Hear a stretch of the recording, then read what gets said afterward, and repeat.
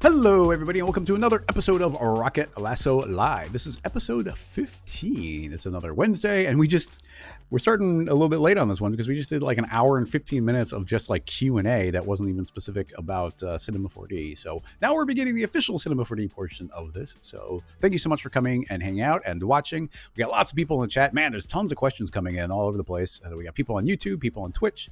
Thank you so much, everybody, for coming and hanging out. And I will start clicking these questions, except I just want to spend a second and mention that we do have a Rocket Lasso Slack channel. I forgot to mention it last week. So you head over to rocketlassoslack.com and then sign up and come and continue the conversation with all these fun people that ask and answer questions and do challenges. So yeah, come and hang out. It should be really good. And if you're watching this very soon after it comes out, then next Wednesday, April 22nd, I'm going to be doing a presentation on C4D live at the regular time for the live stream.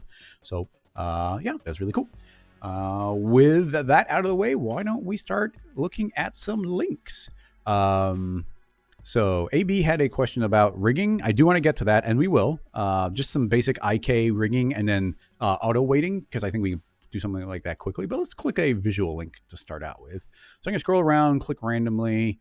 Well, Mick got in real quick with a question, so I'm going to click that one. Let's see what we got. Good, the audio is muted.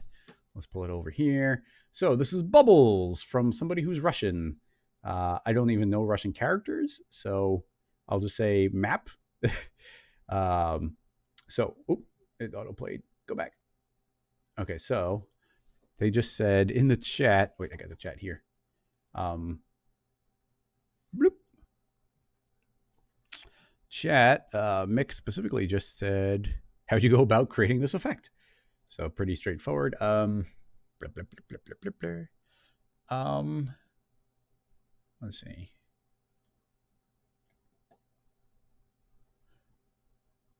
I mean, it's neat looking, but isn't this? Well, they appear to be particles, but I don't see any reason we couldn't do this with MoGraph.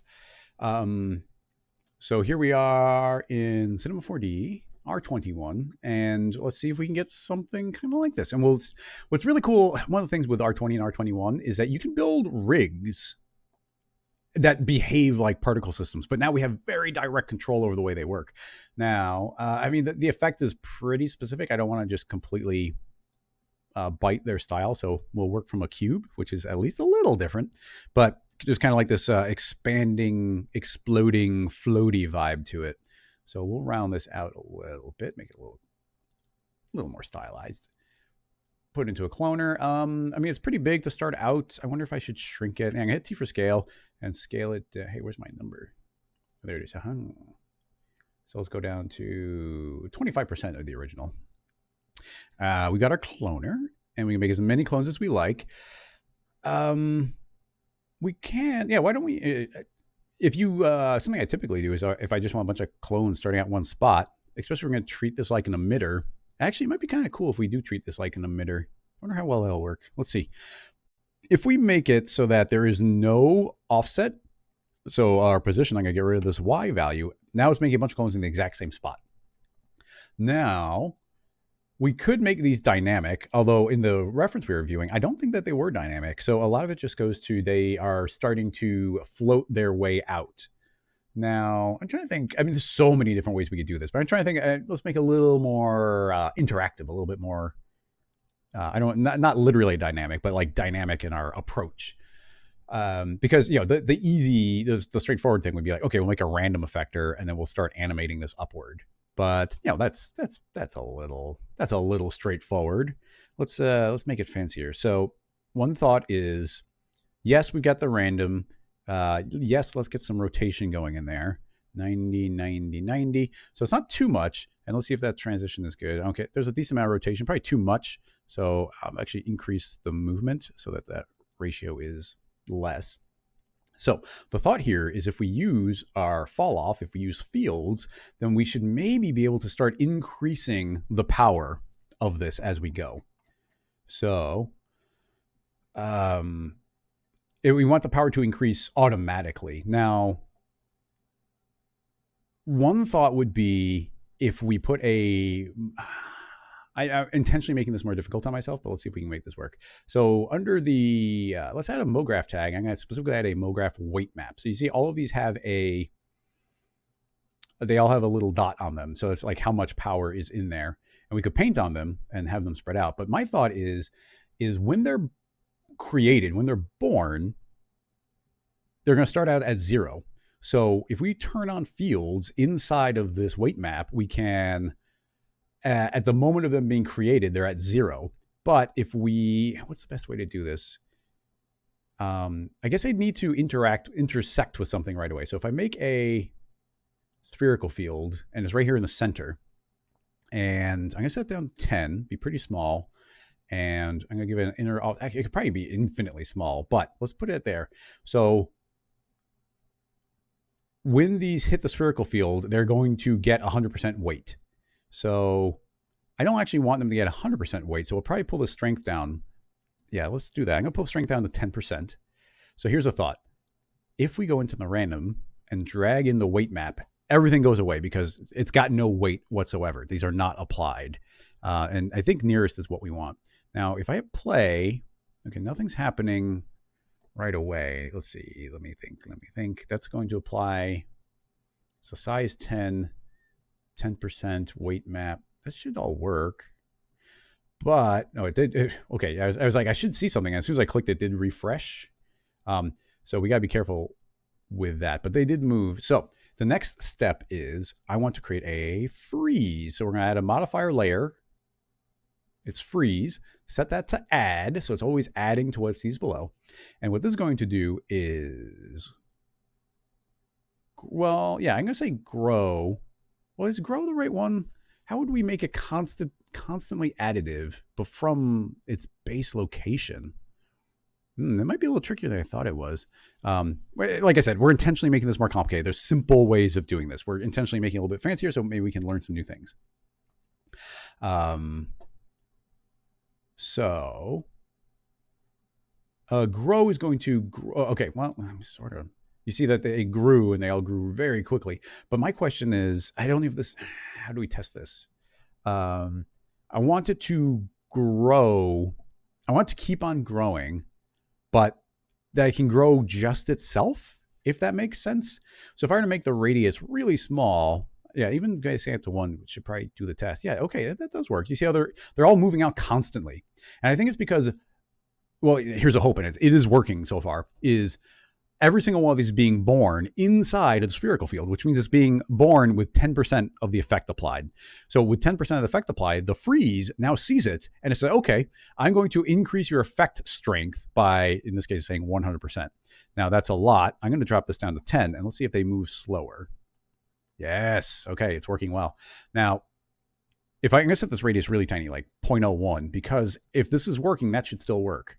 Yeah, it does. Okay, excellent. So they essentially can infect themselves. So now they're being born, they're getting an initial value, and then they're self-growing. So now the idea is if we start, I guess, does a freeze clamp? I'm going to unclamp, and I wonder if it keeps on going beyond that. It probably won't. Yeah, it still clamps at 100%. Unless there's a setting for that. No. Remapping. I wonder if I can say unclamp and if that would work. Aw, too bad. Okay, so we're clamped. It can't go above a certain value. It can't go above 100. So we just have to keep, all of our values will be within this 100. So it's just good to know. Now, that's fine because we can drop our effect strength down to something like 1%. And now you're going to see it's going to grow very slowly, which is kind of what we're going for here. And we have very direct control over that. And we could add modifications on top of it. So I'm going to move out to 2% just so it's a little bit quicker. But the next step of this, and where I think it can get interesting, and I'm going to save our scene file before we go too far.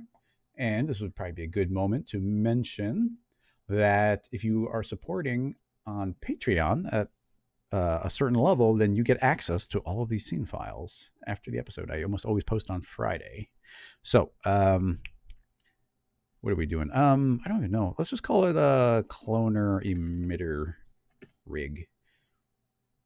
Do. Oop.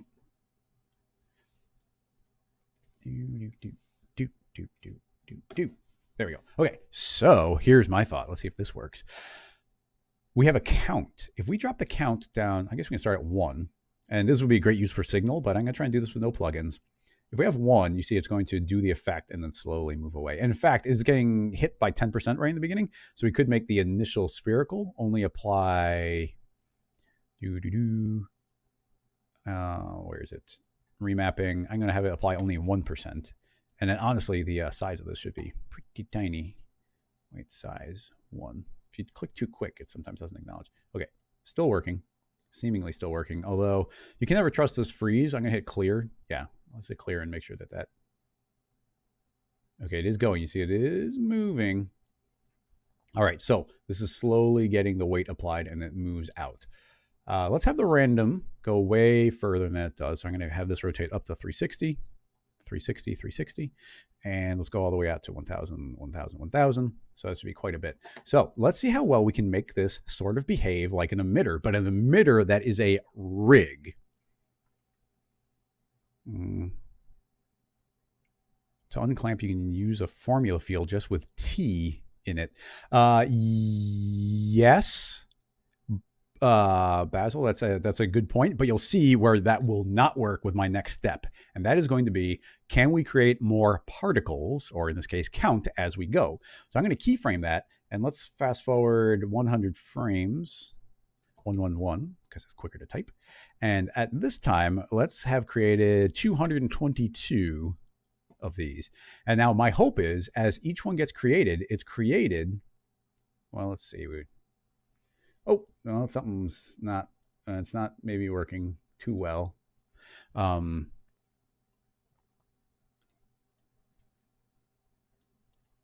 Why is it, oh, maybe it doesn't like the refreshing of the count. This entire rig was going to be built off this idea.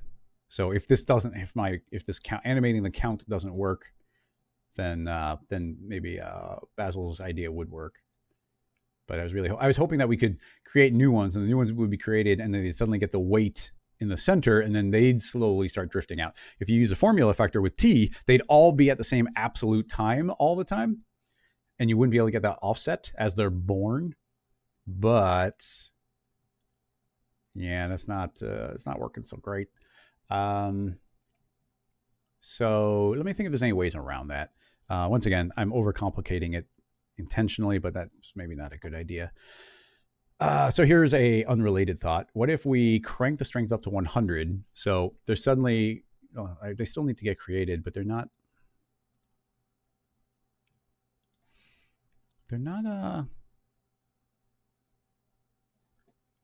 it's like they're not existing at all until the keyframe stops. That's not good.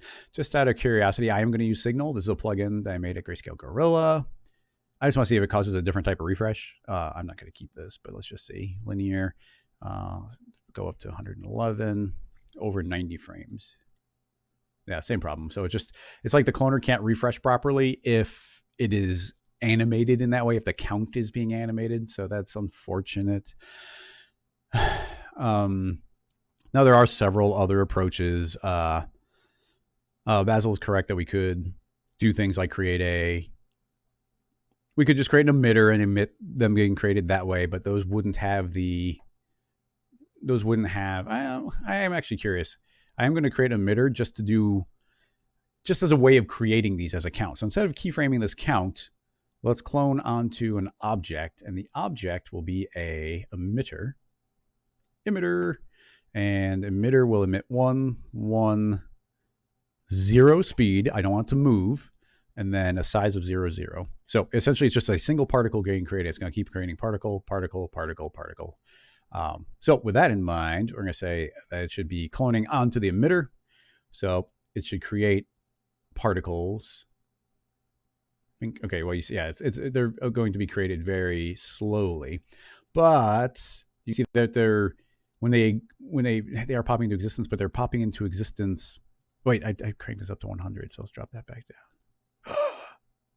No, they have the same power at the end. They're getting everything applied. So, oh man, it's so close to working. It's like they're, when they're born, it's like they're taking on the weight map of the other ones, or maybe the freeze can't store the information the freeze can't store the information from one. When another one gets created, it like copies the instance of the information. Maybe there's a lot of different like code reasons why this might happen, but you can see my hope here was that each one would be created and then independently would be hit by a little dot of that, and they'd slowly start fading up. So each one could go through their own process of getting 100% applied. And that is sadly not working. Now we could, as Basil said, we could create a formula using time. We could create just a time node, which is actually this exact same thing. The problem goes into that they're all going to get applied all the time. I'm going to temporarily turn out the freeze node and everything. So now it's just time getting applied to them. And I guess it goes back to, we just need them all to exist in the beginning. If they're all just hanging out 0, 0, 0, then that's possibly fine. So let's just say that there's 100 of them right in the start. If we hit play, you're going to see that time is saying to just constantly grow and expand them outward. That's fine. Now, inside of, and this weight map's not, I guess it is the weight map doing this, but I think we can skip the weight map entirely. So instead of using the weight map, I'm going to get rid of that inside of here, and we'll just use the time node inside of the random directly. So this tag is not doing anything. I guess we saved, we'll delete those. So this should look visually the same. So time is expanding. The only difference being is I think we could unclamp this and they will keep going forever. Yeah, so those will go forever now, but you see they're all moving at exactly the same time. Now, there are some possibilities because we've got this offset parameter, and the offset we can feed other variables. So if we were to feed in something like a step, which I think is in here, maybe it's under here, step, we can add in step. This is actually taking the index of each object and feeding it through. So I think... oh, okay. It's offsetting them forward in time. So I actually want to do 1 minus that, which is going to be, or is it even 1 minus that? We have to do the offset remapping. This is going to be a little bit weird. Yeah, this will do it. So we actually have to map this backwards. So I'm going to say I want to go from negative 100 up to 100. I think that maybe will work. Sorta. They're all still interesting. That's very interesting. It's not stepping the way I would think it would step. I'm sure I'm doing something silly here. I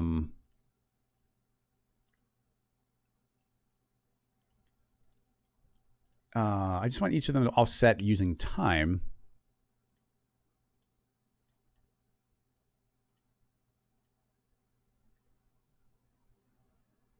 Very strange. But playing with this min max, I don't kind of trust that. So I'm going to make a solid, and the solid is a time offset as well. And if I were to take a solid, and I don't think I have to group these, but I'm going to group them. If I have a solid, then this is now a value. I could set that down to, say, 1, and then subtract a step from it. And will that... Well, I mean, that does work in the fact that they're all exploding outward, but I don't think the step is actually what's doing that. You see that I was able to offset the time with a solid by putting a value of 0. Then, oh wait, I think it says if I didn't do anything. Yeah, sorry, I'm making up nonsense right now. So they're all exploding out. So it's a step effector that's causing us trouble. Subtract. I mean, does it not accept negative values? It has to accept negative values.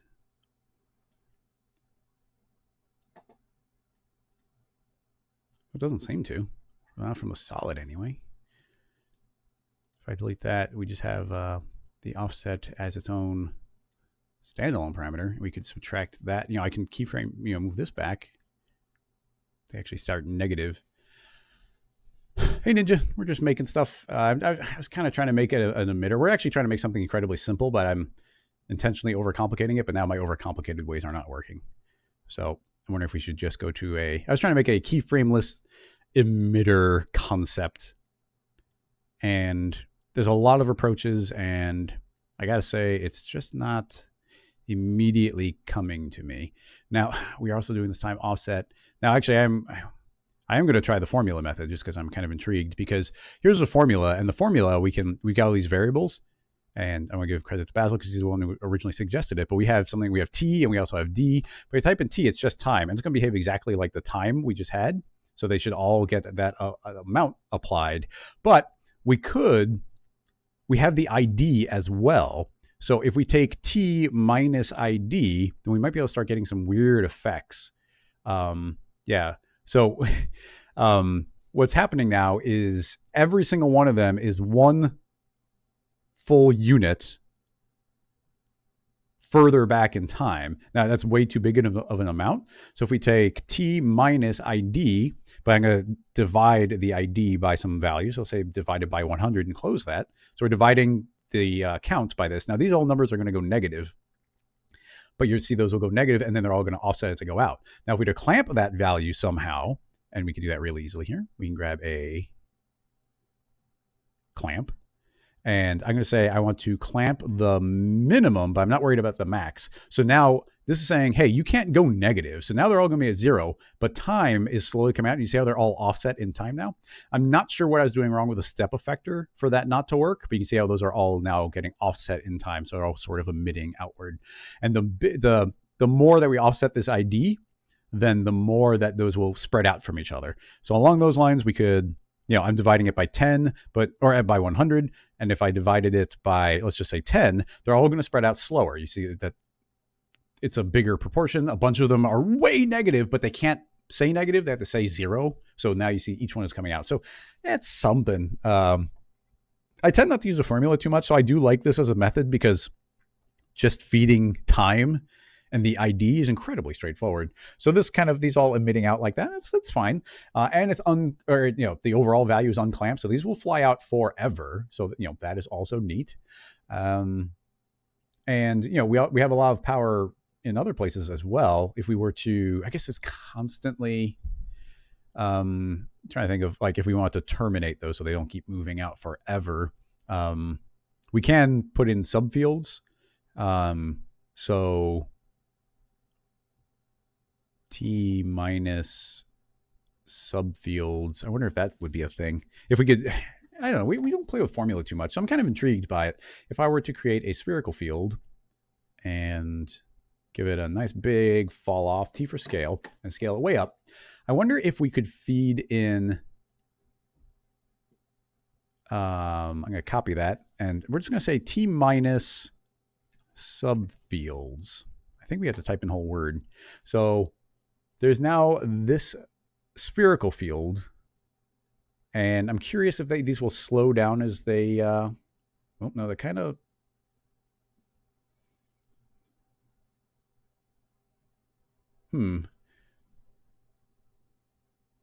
maybe it's 1 minus fields, or maybe we have to invert this. I'm going to say invert. I mean, it seems to have an effect, but it's not exactly what I thought it would. It gets a little bit weird.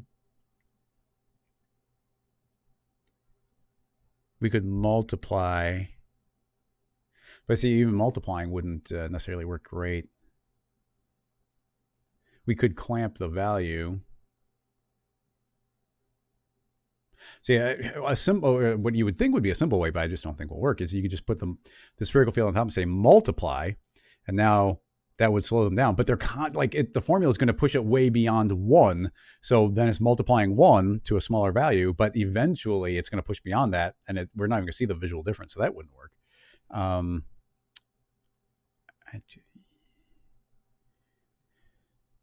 Yeah, there'd be something there. I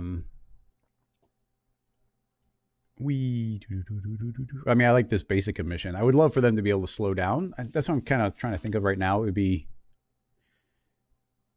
T minus that, but a lot of it just goes to and we could start decreasing T, but I think that rewind, I mean, T is an absolute value, right? So if I were to, if these all are emitting and then suddenly time equals 0, yeah, they keep on moving. Actually, it's a little bit weird. That's weird. Yeah, we're feeding it time, but right now I'm saying time equals 0. Unless that is, a delta time. Maybe this slider is a slider-based one. Oh, yeah, okay, so it's a slider-based one. So here's my question. Is this additive? Oh, it is additive. Oh, okay, look at that. So this is this. If we feed in D, then it's essentially time multiplied by this, but it's an additive function. So that's pretty cool. So we could keyframe that where those would fade out. So good to know. But I have a function in my head that is way too mathematically complicated. I don't think we can make it work. It would be too much guess and checking. It's the kind of thing I would like to do in my free time. But if we had like t divided by t kind of thing, so it's like you can start getting like it would decrease itself eventually, but yeah, t minus plus t, yeah, divided by t. I don't know. It gets weird. It gets weird. That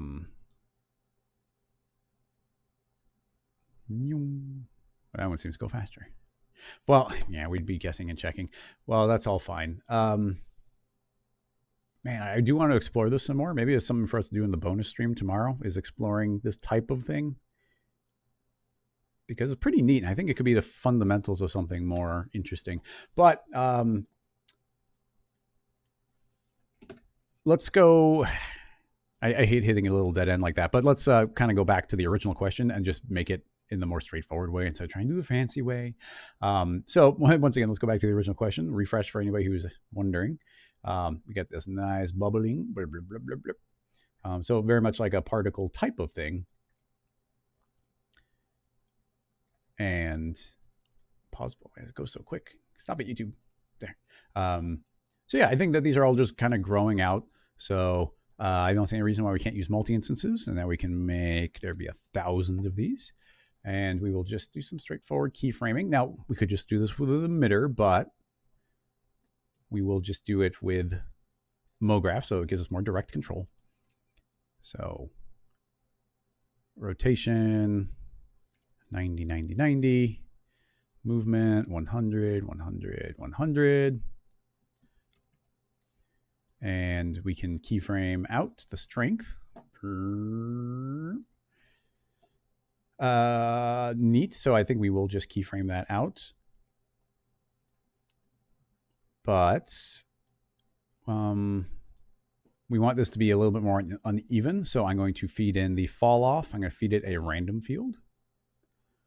And I think we could just feed this one a random. So each one's getting its own random unique value. So as I were to increase the strength here, yeah, you see a lot are getting left behind and some are moving more forward. It's going to make it a little bit more spherical. It's going to be a little bit cube-like. The random is moving everything out in its own orientation. So that's slightly different, but we can keyframe this. So at the time of 0, keyframe the strength. And I don't know how long it should be. About 400.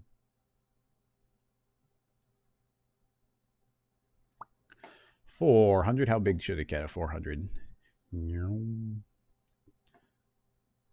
That's just fine. All right, so if that's going out to 400, we're going to see that this will transition nicely. It's going to have a little bit of a curve to it, but I think I'm fine with that. So those are moving out, but we need to start getting those big ballooning effects. So this one will be the explode. As soon as you have more than one effector of the same type, I tend to like naming them because it's really easy to get them mixed up. So this one will be scale. I don't think I applied it. Yeah, let me apply it after the fact. So this random scale, what is it going to do? Well, it's going to randomize the scale for 1. Let's do a uniform scale, absolute scale, and it's going to scale them up. It's going to scale them up quite a bit, like that. What I'm thinking is we allow, oh, look cool in the beginning. I'm thinking we allow this to pass through a big cloud of random noise. So I'm going to randomize the field. Yeah, it's actually already kind of happening. You see, these are, the reason these are vibrating is they're passing through a cloud of noise. So if we start increasing the cloud, they'll pass through the cloud slower and their transitions should be smoother. So we're going to get all this motion, all this like secondary animation, but it's just because these are passing through a cloud of noise that's telling them to scale up. Now, I think what we should do is scale down our original cube a lot. So we get T for scale them way down. And the reason we're going to scale that down to another 25% of its original is because now we can tell the scale to scale up even more. So when they do scale up, I want it to be pretty significant. And let's see what that does by itself. I mean, I like this kind of puffy, stylized cloud type of look. I mean, these are pulsing really nicely as we pass through the cloud. There's a lot of different ways we could do it. We just be straight up animating through them. But that's passing through. They're scaling up and down very nicely. We can influence the scale, how they're remapped here. If we go to our remapping in the random field, twirl it down and change this to a curve. And now we could say that they should be, in general, be a lot smaller, and only very occasionally will they get to be the bigger ones. And I think they'll stand out more. And we could probably make them bigger overall because so much more rarely do they get large. So here they get large, you know, there's enough of them. But as it gets bigger, a lot of them are tiny and only occasionally do they get bigger. And I think it's just a lot of them are going to be like the way they pass through each other is what is going to create the effect. Now, I wonder if there's kind of stylistically, well, and along these lines, we could also tell this to do color as well. So I'm going to say this will be, I guess, the field color. I'm going to use the field's color. And in here, if I turn on color, then we can go to the color remapping and colorize this however we want to. So let's have these be kind of a sucker for teal. Let's go teal and orange. Why not? More in the bluish realm of teal. And then when they get nice and big, let's go nice darkish orange. Let's see how that goes. Oh, that's interesting. It's not applied right away, so they start out white. I'm not too worried about that, but you can see how we're controlling the color here. As they get bigger, they should turn green. And as the randoms is partially getting applied, they're turning orange. We'd have to set their base color via probably the initial cloner would be a thing. So yeah, that's how they're going to start out orange. And then this random shouldn't be a gradient. It should just be a color. And then that color will straight up be teal. Ooh, never mind. Oh, look at that. Oh, look at that blue. It's gorgeous. So yeah, now that'll do a full transition of the full range of colors here. So those will transition into those. Now, a thought that pops into my head would be that stylistically might look cool. And I think it's sort of an effect that we're seeing in the animation is, what if we layered up, I'm trying to think of a way of layering up several of them. Graph, square, I don't even know what to call it. Square bubbles. I'm trying to think of a way that we could make several clones that all exist in the exact same spot. And then, so it's like this cube could exist several times in the same spot and they get slightly different rotations and maybe slightly different,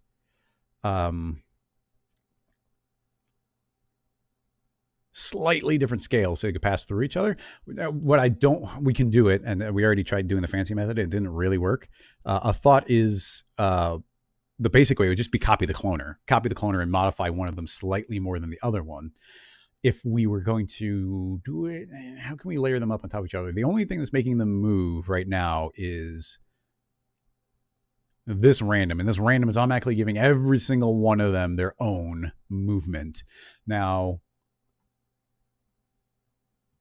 how could we even make several cubes in one spot, tell you the truth? Actually, I have an idea. I don't know if this will work, but let's put a cloner in a cloner. I'm going to make a copy of the cloner. And here's another, I'm going to go effectors, delete, cloner. This is making a bunch of clones. Now, the instancing could break things, so we have to keep that in mind. But let's put 5 cubes inside of this one. Actually, let's go real light. We'll start with 3. I'm going to put the cloner in the cloner. So now there's a cloner in the cloner, and then maybe there's several copies of this. But it is a multi-instance, so let's keep that in mind. It could stop things from working. So now I'm going to select the inner cloner, and let's try adding a random factor on there and see if other ones will pop out. They didn't, so I'm thinking it's the multi. So just for safety, I'm going to drop this down to 111 and drop this to instance. And we got this random effector. What do we got? What do we got? Oh, that's also multi-instance. Let's set that to instance as well. So this one is being affected just by that. Okay, okay, no, there it is. You see that we do get like 3 of them separating out, so that's fine there. Now, how far can we push it? If I set this to multi-instance, does it break? Yes. Undo. If I set this to multi-instance, does it break? Well, it's still there, but they might all be copies of each other, like identical copies. So we're going to have to push it further and see if that is the case. So we've got this random, and I want to keep it so this value doesn't go too far out. We can just push it a little bit, and then let's also add in a little bit of rotation, not too much, 33, 33, 33. Well, that's not that much. Oh, I guess we're still at a very small fraction. I'm going to crank that to 100 and control it directly through here. So these will only separate by 11, 11, 11. Even that's too much. Maybe. 5, 5, 5. Okay, now you can see the rotations actually coming through. Now, it's really hard to see if they're identical. I'm thinking that they're identical. What I'm doing is I'm increasing one value a lot, and you see how we get this one single floater pulling away from every single one of them. That is indicating to me that it is not, the system isn't feeding through. But if we were to put this in a regular instance, and let's see, are these identical still? Actually, they do kind of still seem to be. Yeah, it's all, the groups of 3 are splitting off into groups of 2 and 1, so they still feel like they're identical. I thought a cloner and a cloner would acknowledge the differences.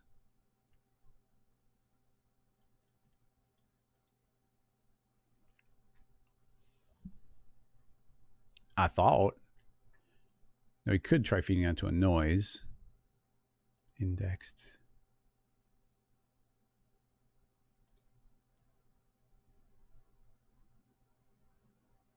I think these are, yeah, these are different now. Okay, they're in an indexed noise, so those are different. You can see where these 3 are still touching, but these are floated away a lot. And these are, those are broken apart. These are way apart, so they're all different inside there because now it's based off of a index global noise. But now I'd really love if these could be multi-instance, but I doubt it. Yeah, as soon as we turn it back to multi-instance, that's the trick with multi-instance. It's all about like, you can't really make fundamental changes to them. So you have to leave that on regular instance. Too bad. Having said that, this might not be too slow. Let's find out. Whoa, that got funky. Oh, I guess that makes sense. I still have a very large value here. There we go. Yeah. Okay. Yeah. Okay. They do look as neat as I was hoping they would, where they're all kind of wiggling inside. Now, okay, it was the orange was being fed into an orange, which was like obliterating the color. So now we're back to our original color, and now we've got these little individual wiggly guys, each wiggling, doing their thing. So stylistically, I'm gonna name this one inner clones. Stylistically, we can have this do whatever we want. So those are slightly rotating, they're slightly moving. We could just do a little bit of rotation, maybe some scale. Let's do some absolute but non-uniform scaling. Actually, it could be even weird with oh, that's weird too. Yeah, just different little combinations here. I think you can get some neat stylistic funkiness going on. But yeah, them all hanging out on each other. I know it just makes for a unique look. I like it. I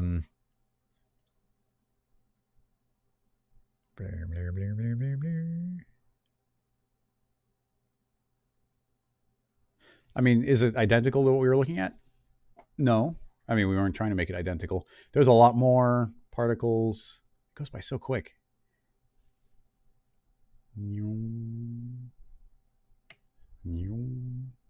Yeah, Yeah, these are, I mean, they're just expanding really quick and a bunch get left over. It seems like they, I mean, it seems like what those are doing is they're scaling up really big, really quickly, and then shrinking back down again. But it's probably more of a particle system. So I was trying to make something a little bit different. Bloop, bloop, bloop, bloop, bloop, bloop, bloop, bloop, bloop. I don't know. It's cute. I'm going to save it. We'll wrap that one up there. A little MoGraph exploration. I don't mind doing that every once in a while. I like these colors. I'm going to have to keep this dark blue in mind. I just love the way it looks.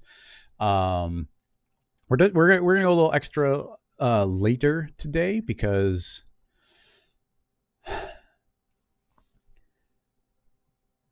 we spent an hour talking. Let's see. I saw an interesting question here. Pete is asking, any idea how to create a wet map that's not using X particles? Tell you the truth, I'm not 100% sure of like what the definition of a wet map is, but if I'm following your request, we should be able to do it pretty easy with some of the new MoGraph tools here. So you would need a vertex map probably to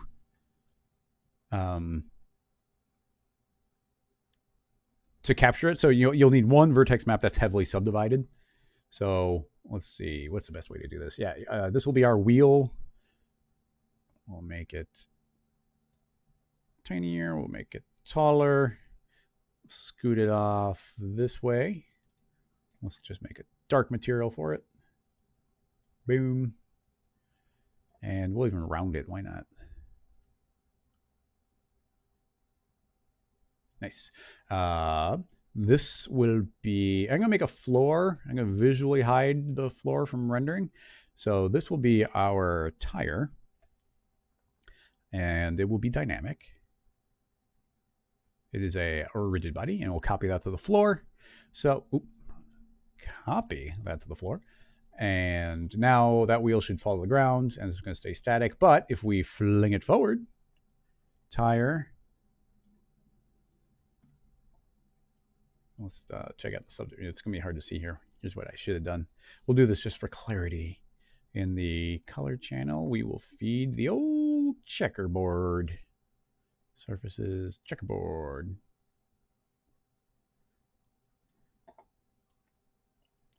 Two by two. There we go. That's a nice looking tire if ever I saw one. So we can set a custom initial velocity. Obviously, this will be a tire on a car or whatever you want it to be. This is just what it happens to be here. We don't need any information that's not helping us. So I'm going to kill off these height segments. Those aren't helping us. And under the custom initial velocity, oh, that's custom center. Whoops. Collision, dynamics, custom initial velocity. We're going to travel in X plus. We got X, Y, Z. X, let's say 444. And let's see what that gives us. Boom, it flings it forward, and it's going to start rolling just from the friction. So it's working just fine. Yeah, it's almost exactly what I want. We'll go a little bit faster, and maybe I'm going to try giving it a little bit of wonky rotation. Yeah, I want to make it a little bit more imperfect. I'm not sure how far I can push that before it breaks. There we go. That's more fun. Whoa. Okay. So now we've got a slightly irregular path. I like it. So let's save it. And now we can say, let's save it as number 2.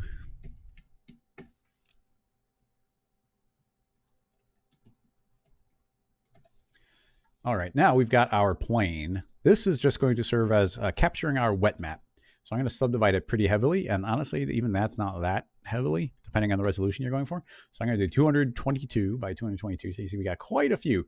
Now you notice I didn't make that the dynamic object. The floor is the dynamic object because this is just going to capture our wet map. So pretty straightforward, I think, from here. Let's rename it wet map because why not? Wet map.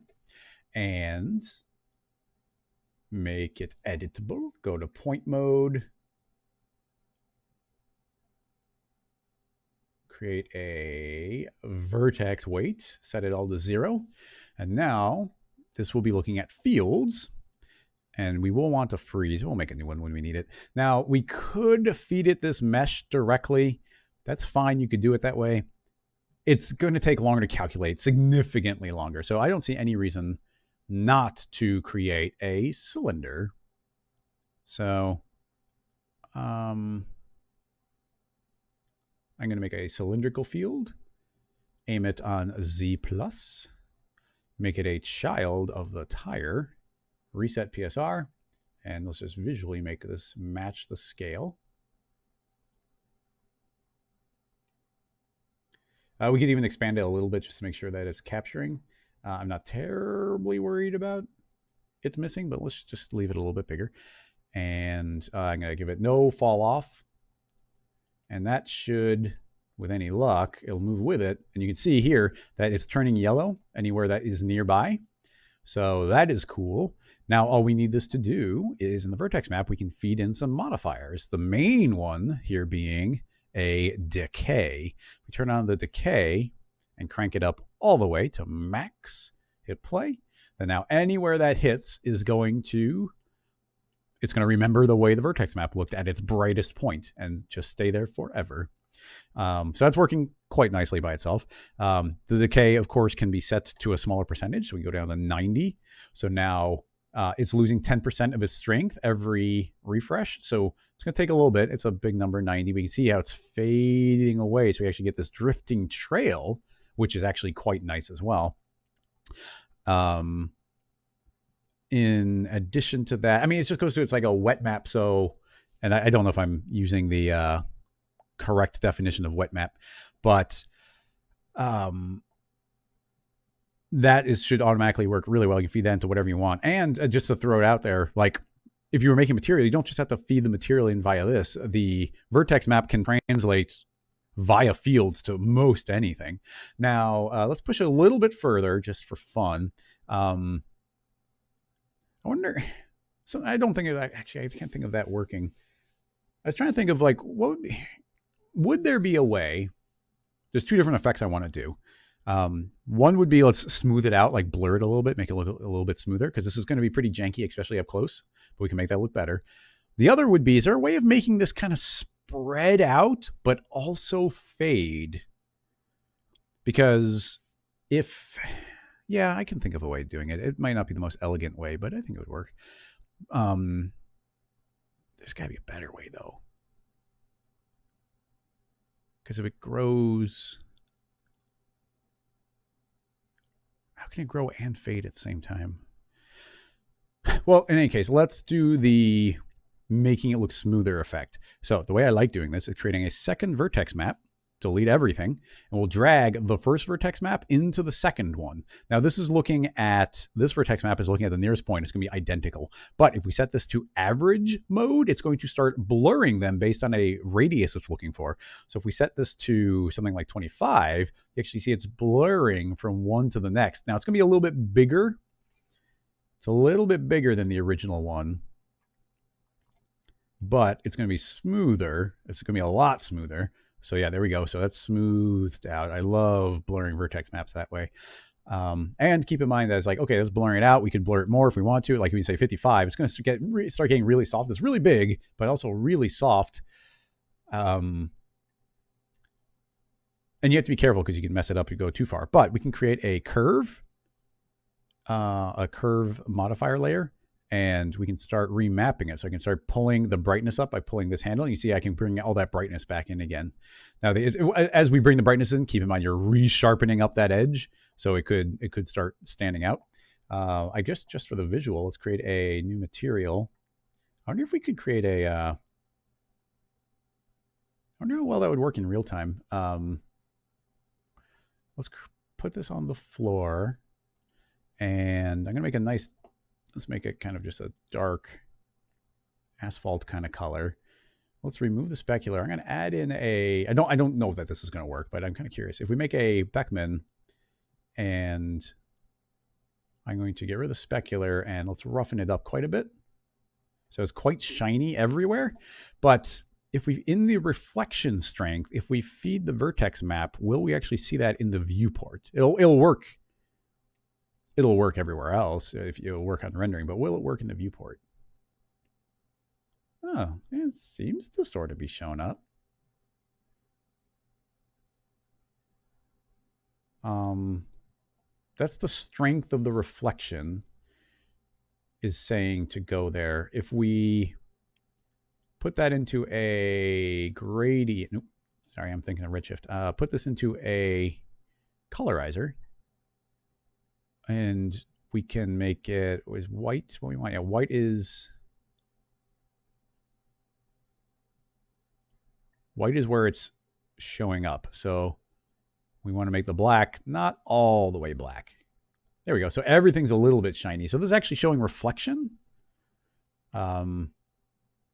So yeah, that's actually kind of crazy, but and I mean, it's not showing it very well, but this is actually showing reflection. Will it show it in the blurriness? That would show better. Well, I mean, we don't need to worry about that, but yeah, now you can see this is actually translating in real time into a material. In fact, it's going into the reflection channel of a material, and it's going to slowly fade away as a wet map. So it's working all right. Like I said, careful with remapping it up stronger because that's going to reintroduce your edges really sharply. Now, that's fine. I like that. Let's give it a save. Actually, I have to save on the original because we haven't broken anything, but now we're going to break it. Because what I'd love to do would be, I don't know if it's a good idea, but I want the effect to grow. So it's like, oh, the trail's going to get bigger, but then it's also going to fade. So I think what we're going to need to do is combine a couple of different vertex maps here. So I'm going to delete that second one. We've got our original one, and that's doing a fine job of doing a little trail. Now, that's using decay. I wonder if we don't even need decay if we're going to use growth. So I'm going to use a freeze, and the freeze is going to be set to grow. Set to add, and I don't know how far away this wet map is. Let's just eyeball it. So you can see actually that this grow is doing a fine job of doing it by itself. It's remembering as well. It's actually pretty important to hit clear right when you start. Otherwise, it's going to leave those little ones like we saw here. Now, it's not growing, so it's making me think that the radius isn't big enough. So let's say 25. Okay, now it's obviously big enough to grow. Growing way too much, so let's only grow at the rate of 11. There you go. So now you can see that it's growing and spreading out. Okay, cool. So we get the spreading out effect. But now I also still want it to fade as it goes. And there you see there's no way for this to fade. So my thought is let's create a duplicate of that vertex map, and it's doing all the same things. But this time I don't want the freeze. And what I do want is a much larger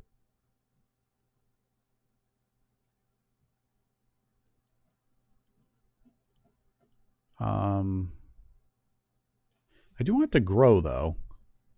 I wonder if that would work. I'm going to try using a freeze in the way I haven't before. I'm going to say freeze, and I'm going to say, yes, I want it to grow. And I want it to grow a lot. I'm going to say like 55 and a strength of 100, but I'm not going to set it to add. And my thought would be here, let's hit clear. Oh, okay. It's not going to work at all if it's not on add. Okay, so that doesn't work. That's fine. That was a secondary thing, because now what I'm going to do is create a decay. And the decay will remember, but it is going to fade. I want it to fade quicker so we can see the effect more easily. So we got this, and it's going to slowly fade its way out. But I need this to be a lot larger. Now, is there any easy way of making it larger here? Because the freeze would enable us to possibly do it, especially if we set to something like average. And then there's auto update, but it doesn't reference. You see, it already exists in the beginning, so we have to clear out the effect, and then it doesn't acknowledge these. In order to acknowledge it, we'd have to hit add, and if we hit add, it's not averaging them anymore. It just, it doesn't work that way. So I was trying to avoid, but we can't in a way I can think of. I was trying to avoid creating a second cylinder, but I'm going to make a second cylinder. T for scale. I'm going to make this one kind of our maximum width. Oh boy. Oh, that's fine. They're going to multiply. So let's rename this one big. So I'm going to replace, if you just mouse over it, it's going to replace it with a new one. So this is just, it's just the decay where it's like, I got this big giant splat and it's leaving this larger trail behind it.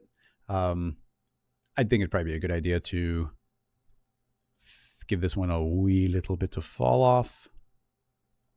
That should look way smoother. So now you see we've got one effect and then we've got another one, and that one's going to be growing as it goes. But if we take the combination of these two, let me make a second one, or a third one, let's delete that. Let's take in, I'm going to feed in first, it's probably a good idea to name these. This is going to be the big one, big and fade. And we'll take this one and we'll call this one growth. If we feed in big and fade, and then we feed in, I guess the order didn't really matter, growth. If we multiply one on the other one, then they only exist where they both were illuminated. So what should hopefully happen is we'll see how it's growing on the end, but as the original trail moves away from it, it's forced to erase itself out. So we get a growing effect. Oops, don't turn off, just hide. We're getting a growing effect, but only where the two meet. So it will eventually fade away. So it's actually working. It's working pretty well. It's not amazing, but it's pretty good. And then when we brought these in, we could also have averaged them a little bit. So let's average at 55. We'll even average this one. 55, just a little bit of a blur. You see it's way smoother there. The big field would benefit from this getting a little bit wider. And the growth, I'm going to have it grow a little bit faster. And the wet map is not giving us feedback because it is now a new tag that didn't used to exist. So that should be the combination of those two. So now as the trail goes, it doesn't exist before the wheel gets there, but it will grow larger and it will fade away. So it's a combination of vertex maps. I can't help but think that there might be a more elegant way of getting something that grows but also fades. But, and it could be, oh man, yeah, there's could be a lot of different things. Like we might be able to put like a subtract a decay. Yeah, subtracting, you can start doing things like subtracting a decay from something. So you can definitely get interesting. Yeah, that could possibly work. Okay, I'm going to say this is another version just because it's neat. Wetmap, grow and decay. But just for fun, well, it says it's still streaming here. Well, some people said it went down, but other people are saying it's still there. And it's still going for me, so give me a heads up. But thanks for the text, Crossfader. Okay, cool. Weird. Oh, this is nowhere near the longest stream, Tobias. We've gone 4 hours before. Okay. I just saved that version, so I'm going to delete, and let's try again. So this could get weird, but so this is going to grow. So that's growing, and it's just going to be an ever expanding tail. So we're going to stop. And then if we put a decay, that's going to remember more, but I don't know. I'm going to try subtracting the decay. That's immediately killing it. Let's weaken it. Oh, that's interesting almost right away. What is even happening there? Oh, so the decay is remembering. Oh, okay. The decay is remembering the previous state and erasing that out. So it's neat. How would you do that? I'm also thinking you could possibly use a delay and it's set to smooth. So this is going to smooth out the effect. And we probably have to crank up. You see it's going to smooth it out and it's going to take longer for that to fade up. But once again, if we subtract, that and start increasing the strength, well, we get a nice ripple. Look at that. It's not exactly what I was going for, but look at that. So it's remembering where it used to be and subtracting that amount, which in the end gives us a ripple effect, which is really cool. It is logical. It makes sense. I will save it for Patreon.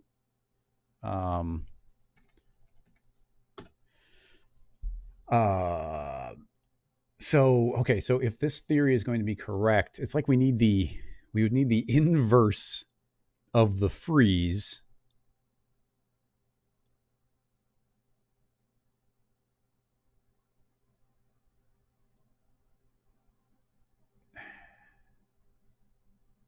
Maybe it's just like an absolute of like subtracting more and more and more and more.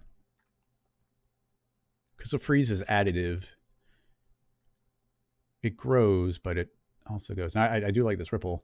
Well, we just saved it, so we're not going to lose it. But I'm going to delete that. And this is going to get weird. Let's create a solid. I'm going to set it to normal. Actually, I'm going to set it to subtract. So now it's subtracting its entire value all the time. But that's going to completely erase it out. And as we start pulling it back, yeah, this might have some promise. If we get the right value, and this might be equivalent to, yeah, that's erasing it out because we're just straight up subtracting that amount overall. Now, what we need to do is make it subtract enough. Whoa, it's weird refreshing when I click, but we might need the growth to happen faster. I'm going to try setting up to 50. So it's growing. Oh, but it would have to grow. This would have to erase it quicker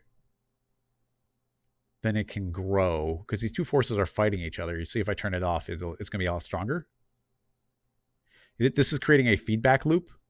And that's what we want. We want a feedback loop. But how can we... Just a full-on solid doesn't make any sense.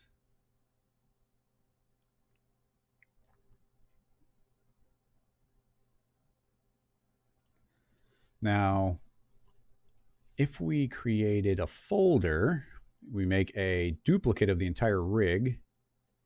So now there's a second copy, and we have a second freeze. No, that's just weird. The second freeze, if the second freeze grows faster and subtracts, that's just going to be weird. I think that's just not going to show anything. If it grows slower, it'll show something, I think. Unless these are... Oh, that subtract creates a feedback loop inside that one, so that wouldn't create it at all. Oh, it gets weird. Yeah, well, we've got a group now. Honestly, the specific effect might not even be possible. I feel like it should be.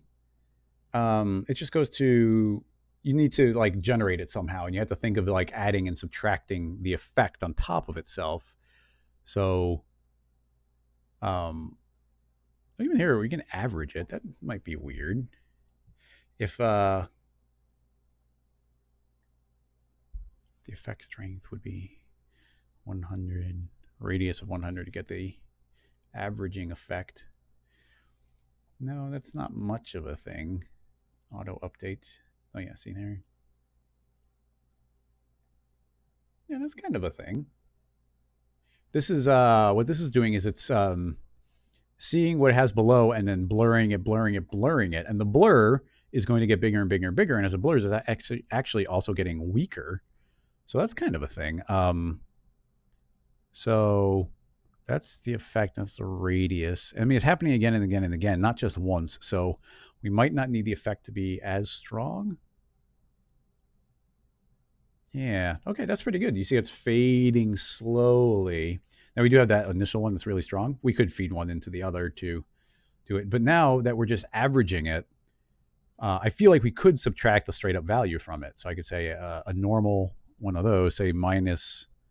No, not -1. That's a full value. And then we're subtracting that. And then we subtract the value. I think I just have to lower the strength. Yeah, the blending strength. So that's way too strong. But if we start lowering it quite low, actually, I imagine it has to be pretty dang low. Yeah, there we go. So do something like this. This is now subtracting a little bit of the value, and you see that this won't leave that long trail forever. And now it is fading away as it goes. So now we have the tools, I think, to work with to make this happen. So we need the freeze. It's got a radius, and the effect strength is happening pretty quick. Let's temporarily turn off the fade.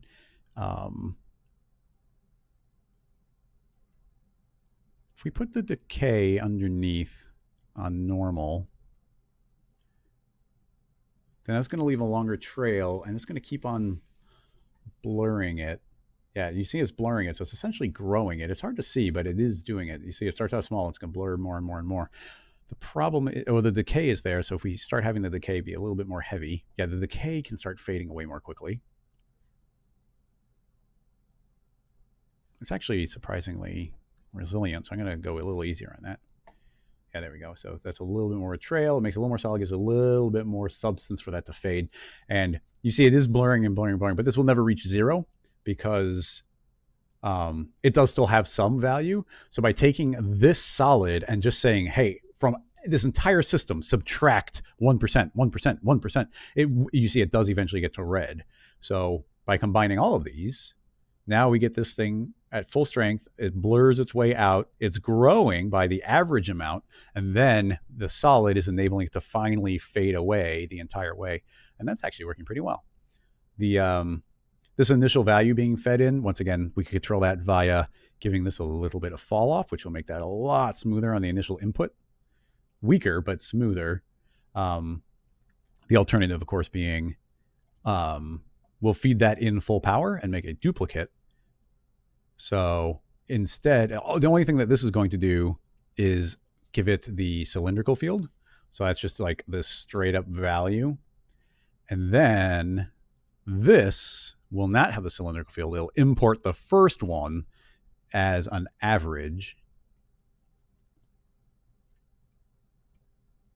And we saw 100 is usually pretty good. Now let's set the 55 to chill it out a little bit. And there we go. Now you see it comes in already pre-blurred.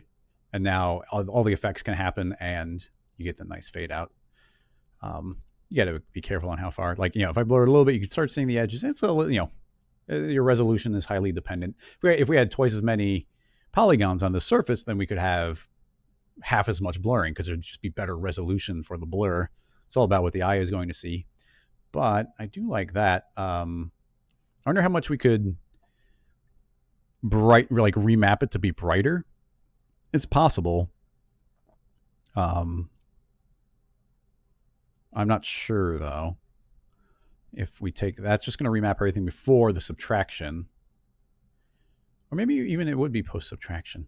But yeah, if I pull this up, you see the whole thing's going to brighten up a lot. I just want to see if this. Oh yeah, you got to be careful because it's going to overwhelm it because now it's getting. This is every iteration. It's actually brightening it more than it's subtracting, and I actually don't think there's a way around that. We're going to subtract. I mean, these are two values that could fight each other. But as far as remapping it, that's going to be rough. But the way I would actually do that, instead of remapping it that way, would be what we're importing here. This has our decay and whatnot. But if in the original value, we actually have a lot of control over what the original input is. So that's coming in. It's very small, and it's not very powerful. So we could, of course, grab our cylinder. And I'm just going to T for scale. And we'll just have the initial input be a little bit stronger. But in addition to that, if we put a second decay in this, and that's at the maximum, and I don't want to go for too long, but here's our input. This is what we're going to be feeding in. So you see we actually have this initial longer trail with a lot more power. And that, in this vertex map, is what's getting fed into our second one, which means there's way heavier strength in the very beginning of it, which is going to add more power to the overall system. So now it's a much stronger tail, but we're not getting that feedback loop that makes everything too powerful. So you see we still get the nice fade happening everywhere. And yeah, it's just another good feedback loop. We could have this radius or the effect be weaker. I'm going to set that to 25, so it's going to blur a lot less. So it's going to take longer for it to spread, but at the same time, I want the solid to subtract less. I'm going to set the 0.5, so it's going to be half the amount.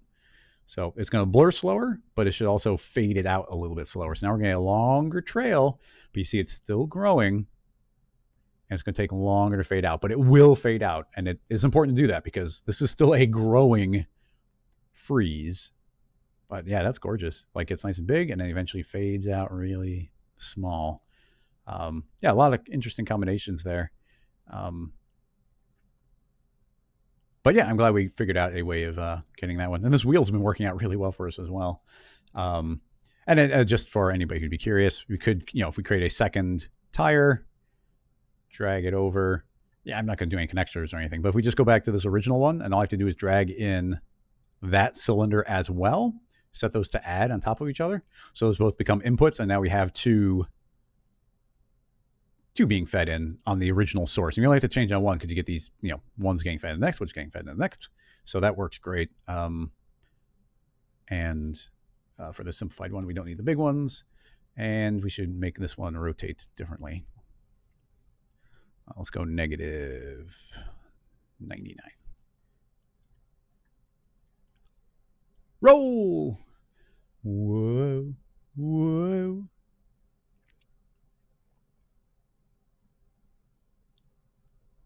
It's like Back to the Future went wrong. Wow.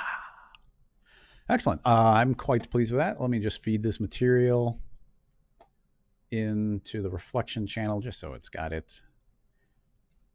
Vertex map. Boop. I wonder if the I'll spend a second and just see if the blur works.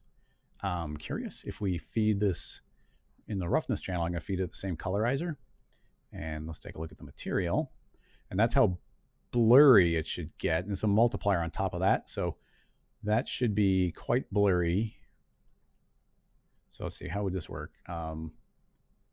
Black is shiny, white is blurry.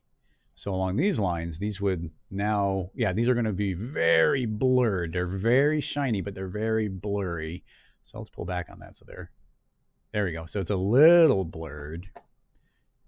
We can go relatively subtle on that. Yeah.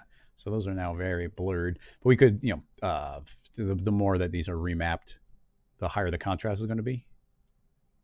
So we can have these not be so strong. So that's just blurring it. So if we were literally making this a wet map, then those can be affecting those maps directly. And it's just really cool that these are showing in the viewport. Like I'm impressed that those are going to successfully do that. Blur, blur, blur. In the viewport, no less. Very nice. Yeah, that was a really great update to be able to get the viewport to see all this. I will save this one as grow and fade. Yeah, this is a completely different take on doing it instead of feeding it two different versions. Oh yeah, and bump. That's a good idea. Let's do it just for a split second because it's that would look neat. So yeah, there's a bump strength, so we can feed in mode. And this is on top of the bump. So in here we feed a bump. So let's make a nice nice liquidy bump. A little smaller, 25%. Yeah, nice. A little strong. All right, and then in here, we can drag in the same material again.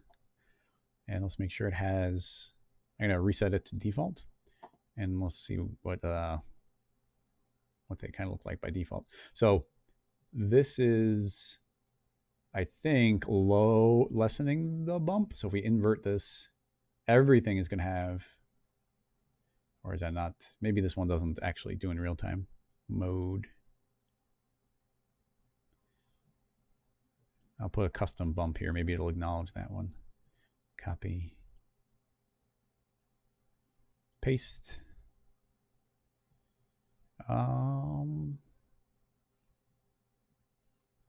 Doesn't seem. Yeah, it's not acknowledging the bump in real time. It would in the render, but it's not in real time, which is too bad. Yeah, it's not, or the strength is, no, that's everything. Yeah, it's uniform there. So yeah, unfortunately the bump doesn't get acknowledged in it, but it would in a render. Let's clear that out. But it still looks cool with the bump on here.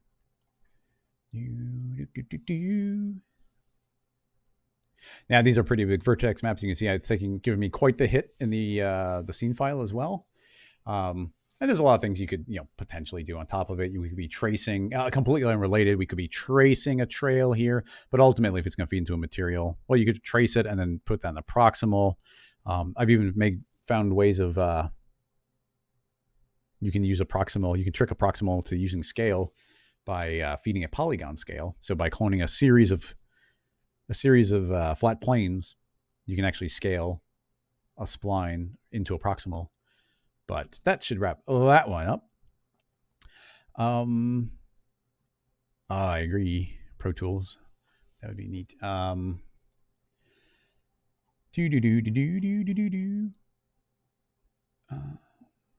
Let's see. Lots of conversation happening in there. Yeah, the heavily subdivided mesh. That's definitely a limitation here. I can't think of any way of doing it outside of that. I mean, we'd need. It's got to be a vertex map. It's the only thing that can store the data.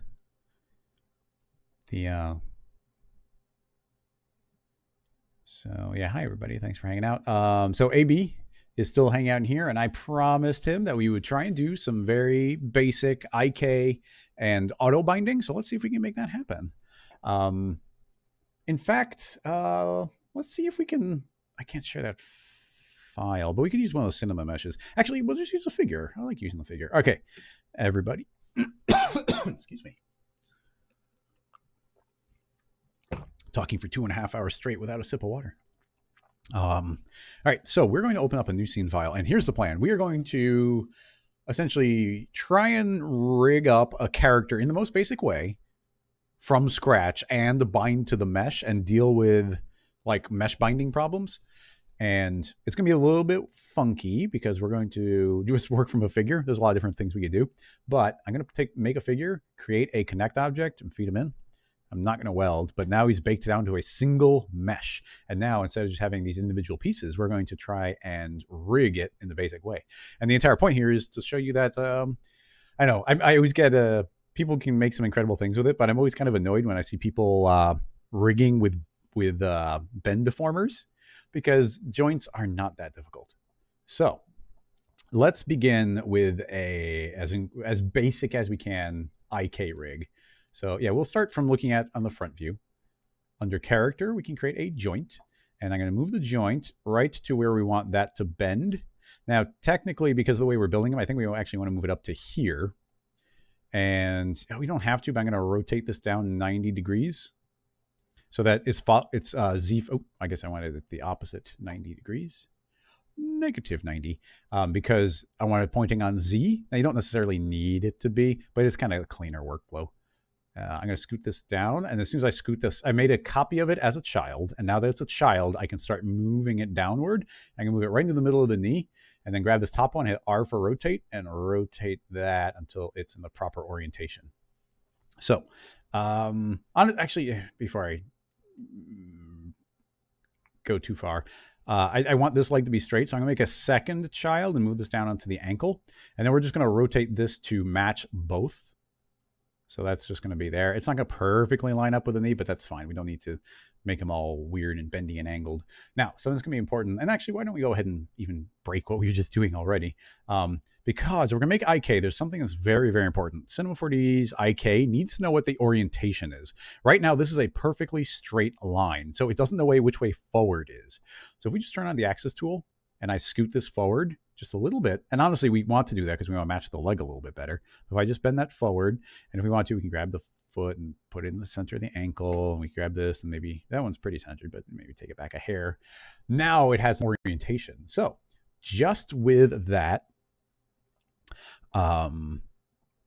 let's make this IK. So we're going to right click on the top joint and say rigging IK. This tag is great, and it's really straightforward if you use it this way. The first thing it wants to know is, where is the end? Where does this IK joint end? Now, if we're building a normal limb, it's only essentially 2 joints, which translates to 3 objects. So it's the start, the middle, and the end. So we feed it the end. So here's the end. I'm going to drag that into the end. Now, all we have to do is click Add Goal, and then we click add pole, and we're done. We've now made an IK, a very basic IK setup. Now you see we have a pole right here, and I can grab it and scoot it forward. And I should turn off the axis tool. All right, it was off. Scoot that forward, and you can see that we have this nice pink line aiming at it. And now we have our goal, and you'll see the instant I grab this and I go to move it, look at that. We have a leg bending up and down. This now wants to go, the start point wants to go wherever the joint is, and the end point wants to go wherever the goal is. And it's going to aim in the direction of this knee. Now, just for some housekeeping, I'm going to create while holding Alt, I'm going to create a end side, hit T for scale and scale it way down. And that's just going to be like this little ankle control.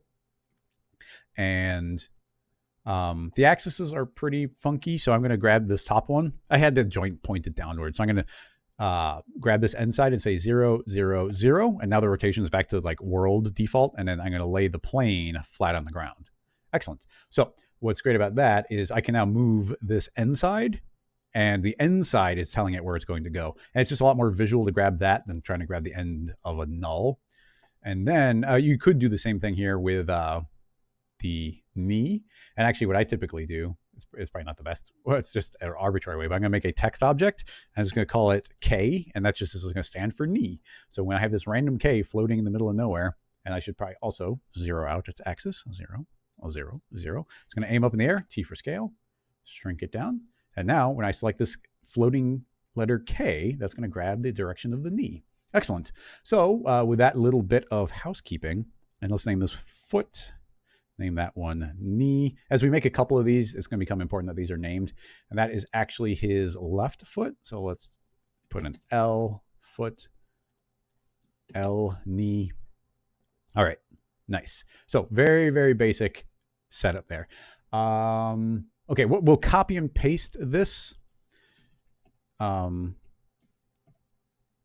then we'll do it again from scratch on the arm just to iterate. So let's copy and paste this entire setup, copy paste. And this, well, I mean, there's a couple things we do. We could technically mirror it. I tend to, the mirroring tool in Cinema is pretty great for some things, but sometimes you can hit its limitations, and that can be a little frustrating. So I'm going to mirror that, and it seems like I did a good job this time. So you can see it, but nothing was weighted yet, which has made it even better. So you see everything got mirrored over. I could have renamed it, but let's just rename that R. Oops, not both of them. Wait, okay, fine. I'm just going to undo and let the tool do it. Actually, I probably wouldn't do a great job because I didn't say left. I just said L. Oh, stop. Okay, hang on. Sorry, slow down. Grab everything, remirror. Mirror tool, mirror. Just left L, default mirrored. And now I can grab, is the copy, that's not the copy. So the second one's a copy. I was about to rename all of them wrong anyway. So that'll be right. And that will be right. And that will be right. Excellent. So we've got some legs. Now, how should we do the torso? I want to keep it simple. So I think I'm just going to do an FK torso. So simulate what I'm talking about. I've been doing too much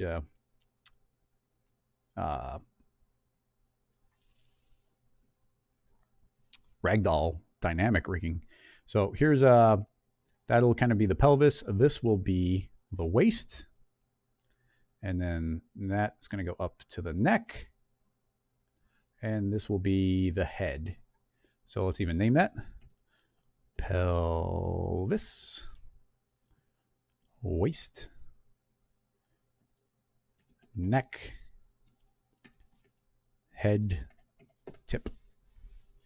All right, nice. Now, let's very quickly do the IK again from scratch on, and I don't think I'm not going to specifically rig the hands or the feet for that because we're already going beyond the scope that I was originally saying we were going to do here. But once again, let's do this from scratch.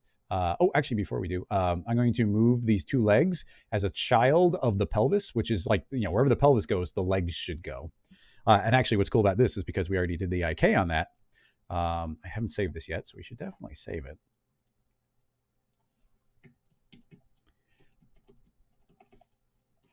Basic rigging. If I grab the pelvis and I move it, watch the legs. Look, we get both legs are going to be stuck in place.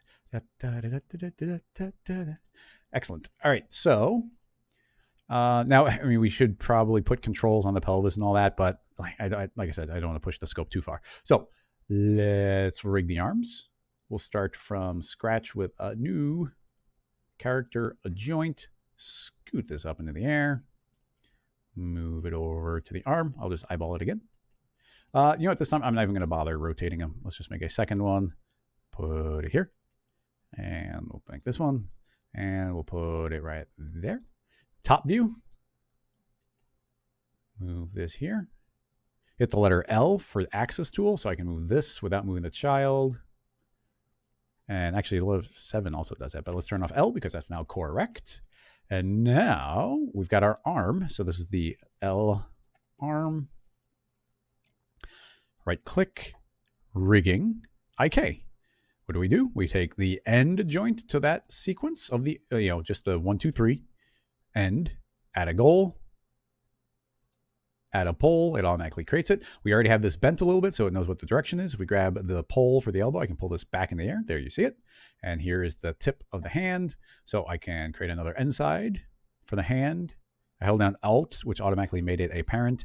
I didn't rotate them this time, so it is laying flat on the ground. T for scale, right there for the wrist. And we're being somewhat organized, so I'll also make the text object for the elbow. Just name it the letter E, T for scale, E, then D acknowledge. And then we can grab, so this becomes L, E, and this becomes L, wrist. And then we can mirror that. So I'll select that entire section. Click the character mirror tool. Let's go to the front. This is going to mirror based on the snapped POV. So if we look at it from this angle, it'll actually mirror it the wrong way. If we look at it from this angle, it'll mirror it the correct way. So there you go. Mirrored it perfectly over there. These are the mirrors. So R, R, R. Excellent. And now these two arms go into the waist as a child, because anywhere the waist goes, those should go. And the elbows are seemingly correct. So I'm going to move this entire the entire joint system down lower. We've got all of our controls here. I like colorizing them. I'm not going to go too far. I'm just going to turn them on, turn it to a nice bright green, and now those stand out as controls. Excellent. And now I guess we can save it and then save it again. So that's quick saved and then saving a second time, because now this is going to be the weighting. Alrighty, let's see if we can get this to work. I'm going to expand this entire hierarchy of all the joints. And now we've got a nice, very basic character setup. It's all laid out nicely there. So having all those selected, I'm going to hold down Control and also select our mesh. So mesh is also selected. Now I think all we have to do is go to Character, Bind. And I'm not even going to change any settings. So you see, first I have all the joints selected, and then a piece of the mesh. Hit Bind, and it should automatically do all the calculations for us. It is spinning in a way that's oh, that's interesting. Do you remember well, in the bonus stream, we were transferring weights and it was like really spinning. I wonder if they changed something in the algorithm where it makes it run slower. It took a little bit to do it, but you can see what it automatically just did for us is it created a skin deformer, and you'll see, actually, no, there's nothing involved in that, because it's just, this skin deformer is automatically created. And what it's doing is it's looking for its associated weight tag. And this weight tag is now has every single one of these joints inside of it.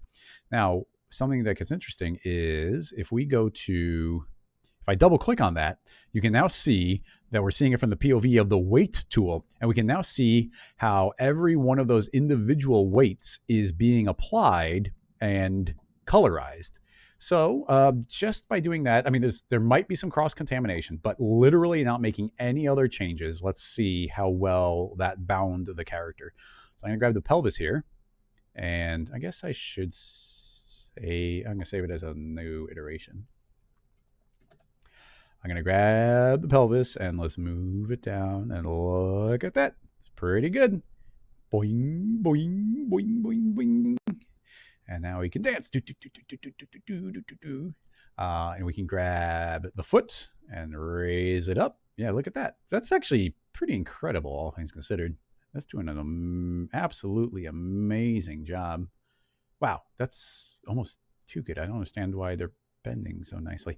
Now you can see now this, even though the knee is bending brilliantly, like it's going really well. You can see here, you can see that this is actually flexing. This isn't like bending the model. It's actually weighted. So those points are bending with it. But yeah, we can individually move a foot. We can place this wherever we want. We can move these around. Now you got to keep in mind, so when it comes to IK, we don't get to talk about this stuff too often. But as soon as this IK line crosses the knee threshold, you see that green line? Once that green line passes the pink line, it's going to flip the opposite direction.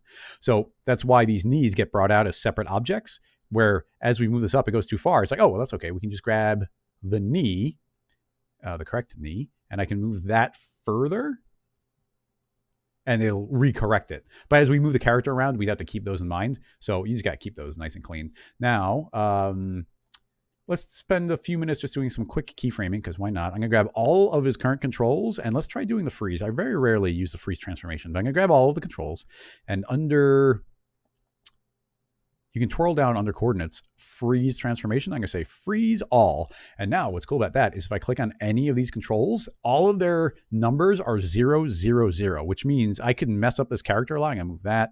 Let's move this. Let's move the hand. Let's move a foot. I can move all those controls, and I can just go back to all of them and hit reset PSR, and boom, it snaps back into its original position. So that's good. Now, we did not, I guess it's just a few minutes. I mean, we're already making a nice little character. So let's just spend a minute or two putting the final controls on the waist, the neck, and the head. So what I'm going to do, let's see, what's the quickest way to do this? Actually, I'm going to just copy and paste this entire rig. And this is just like a throwaway rig, so I'm going to delete a bunch of stuff from it. And these are the 3 controls that we want. So I'm actually going to even yank them out. And I'm going to just select the pelvis and say, I'm going to make another inside. And it's correctly rotated to nothing. Lay it flat on the ground. T for scale. Make that the waist. I'm going to do the same thing here on the neck. In fact, I'm just going to move a copy there and reset the PSR. So it's going to snap to the neck. And let's make one on the waist. Reset PSR. So that's on the waist. I'll scale that down a little bit more. And scale this one down a little bit. And then we can grab all 3. Let's see, this one I'm going to call waist. This one I'm going to call neck and pelvis. Now, normally, like, there's a good chance that things would be rotated to very unusual angles and whatnot. We have to put nulls, but because we did this one so simple and so clean, we don't have to worry about that. So, now, some of these controls you might actually want to be children, and in this case I do. I do want the waist to be a child of the pelvis. I want the neck to be a child of the waist, even in case of controls. If I move the hip, I want the torso to move with it. So those will become children that way. I'm going to select that entire hierarchy and also freeze the transformation. So those are zeroed out. Now, all I have to do is right-click. Let's save it. I'm going to right-click on the pelvis and add a rigging constraint tag. And we'll turn on PSR. And this is now going to snap it straight to the position and rotation of an object. And that is just, in this case, going to be straight up the pelvis. Nothing should move because we made these based off the locations of the other one. Now, I'm actually going to intentionally break this one just to save a second. I'm going to copy this tag to the waist. It's actually going to yank the waist down to the pelvis. But as soon as I relink to the waist, it's going to pop it back in the proper location. That's only something you do if you're very confident in the positions, which I am. We just made that very clean, so I could very easily copy those. Now, I just want to make sure, these are, the order of operations getting calculated here is naturally the correct one, so we don't have to reorder any of those. So really, it does not get much more simple than this. So let's see, just for organizational purposes, what I would typically do is make a final control here that I'd lay flat on the ground and leave extra big, and that's the overall character's position. And I would make that one a different color. Actually, we'll grab all of these. And I'm going to turn on. We'll also make them green, but this one I will make yellow. So that's like the base one. And now I'm going to grab all of our character controls and put it inside of that character control. And yeah, it's already at 000, so that's fine. And if you were super organizing your character, like you want to make more than one, let's rename that one Geo. Actually, even typically what I do is make a null, and I'd call this one controls. And I'd make a copy, and I'd call this one like joints or rig. And I make a third one, and I call this one Geo. So the controls go in the controls, the rig goes in the rig, geometry goes in the geometry, and then we make one final null, and that just contains everything. And now that is our character. And as long as we're going all the way on this one, I'm going to expand all these controls, and I'm going to select all of our spline controls. And with these spline controls selected, we can add them to a layer. Basic, I'm going to go basic, add new layer. And then I guess we kind of want to select everything else. So I'm going to, well, I mean, we can just visually hide them. But what I usually would do would be like all these extra nulls in here, like that, those are fine, but I don't want those getting in our way. And maybe grabbing that controls, maybe leave it in the character one. But I can grab all those and then add it to another layer and add to new layer. And now we can go into our layer controls, and we'll just call blue controls, and rename the other one, let's say rig details. And in the rig details, I can now turn them off in the hierarchy. And we could even, if we want to, turn them off in the viewport. So now all the extra stuff will be hidden and we won't see any of those. Personally, I don't like seeing these lines from the rig. So I usually go into the IK controls, and under display, I'm going to turn off the handle line, or no, here. This is a pole vector. Now, if I do have it, I prefer it from the joint, which is actually the midpoint, which is actually kind of what's pulling it. But I can also just say none. So that is now visually hidden as well. And now if we are going to begin working on the character, I'm going to hide the rig. And now we just have these controls ready to go. And if you're going extra far, here we're doing the whole character process here. I'm going to select all these character controls. And while they're selected, I'm going to go up to the select menu and say selection filter and say create selection object. And I'm just going to rename this one all. So those are now all of my character's controls. So that means if I double click it, automatically I select every control of the character. So that's really good for keyframing purposes. Now we need to also set this up for auto keyframing. So this is going to be really straightforward because I'm going to select all the controls except for the knee and the knees and the elbows. We don't need those. But when it comes to all of these getting keyframed, we don't have any extra espresso controls or anything, and we didn't even build in controls with hands or feet, so we won't be able to go too far with this. But if we go to the coordinate tab, what I'm going to do is right click on position, like the P, so I get all three of them. And I can right click and I say animation, add keyframe selection. And I'm going to select the R for rotation, and I'm going to say animation, add keyframe selection. You see that they've actually been highlighted slightly. Now I'm also going to grab the elbows now and the feet, or the elbows and the knees. And then I'm going to grab just position because rotation does not matter in those. So I'm going to say animation, add keyframe selection. So now on all of our controls, if we have all this stuff turned on, we have position and scale and rotation, all those things turned on. But if I have these selected and then I hit keyframe, you see the only things that got recorded are the things I marked for animation. It did not record the scale. It didn't record any of these extra parameters. It didn't record the plane or the reverse or anything. So those got directly recorded. So that should all be set up and completely ready for animation. So let's save this as another version, and let's just do a couple of keyframes here just to test out the very basics of the rig. That's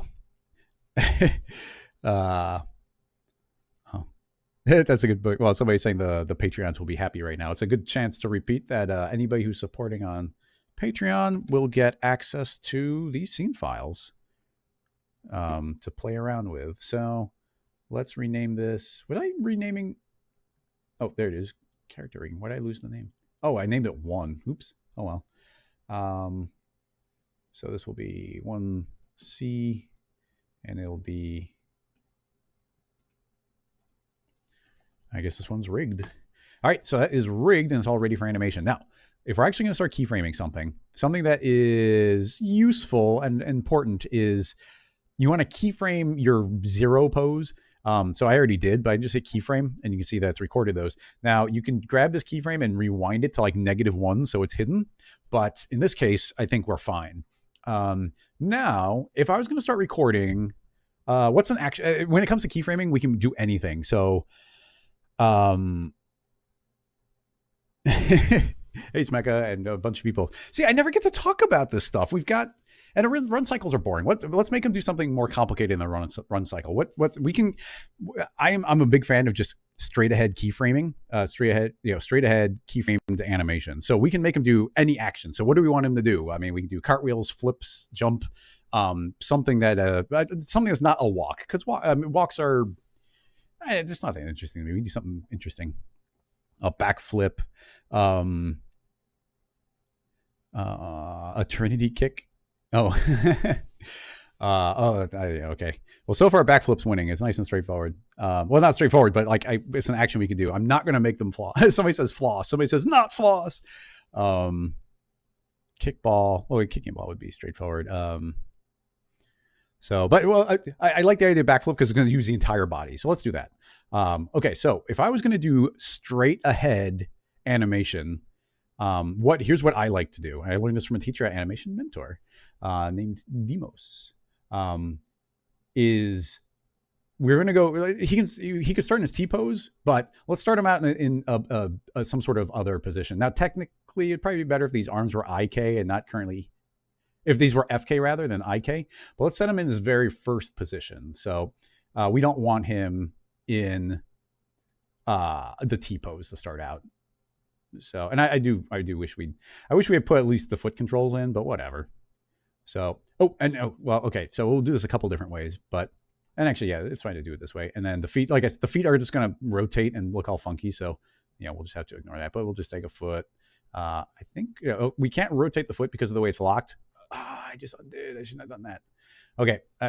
Okay. That's actually, it's kind of good. I just did that. So I was putting him to his pose and I just hit undo to undo something. And all of his parts jumped back to their original position. And that is because those were keyframed, and it's just something that's going to trip you up. So you have to keep on hitting keyframe, or we can hit this red button. And this red button is so dangerous that they put an outline around the viewport. What this is auto keyframing. That means anything we move, any parameter or anything we change that's been marked for animation, if we move it, it is getting keyframed. But that means undoing won't break anymore. So let's move this back here, move it down. Oh, and if we're going to do keyframe, if we're going all the way in here, I'll show you the entire process. Do you see right now I'm like trying to grab the handle and I'm accidentally grabbing the model? Something we can do is we can go to select up here and we go to selection filter. And right now we can select all these things. I'm going to say I want to select none of those things, and then go back to the menu and say, actually, I just want to select splines. So now in the viewport, I'm only able to select splines. So I'm going to go ahead and move this, and now it's going to be very quick to instantly grab these. So if you're in like animation mode, it is very quick to just go and grab these. So his foot is going to aim whatever direction his knee is. So it's just something we did, but and we'll lower his hips down a little bit, and let's give him a little bit of a tilt, and we'll counter animate the waist the other way. So there, he's looking a little sassy, and might as well move the head a little bit.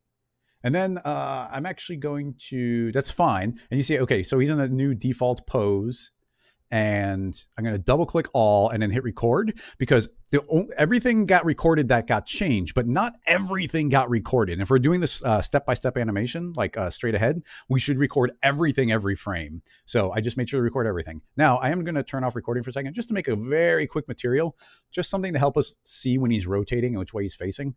So under color, I'm going to create we'll just do another checkerboard. I like the checkerboard.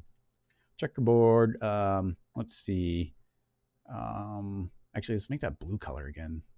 What color even was that blue? It was kind of oh, dude, that's like my new favorite color. Just like this rich, like a dark light blue. We'll do that and then make it a lighter gray. Yeah, those are nice colors. Put it on the geo. There we go. So now we can see when something's rotating a little bit more. All right, so that becomes our very first pose.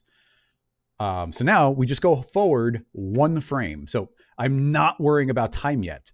So that is the first frame. So now we're gonna do this really quickly. So he's gonna get ready for a backflip. So technically, well, I'm just gonna do it. We'll do the in-betweens afterwards. So I'm gonna derotate let's auto keyframe.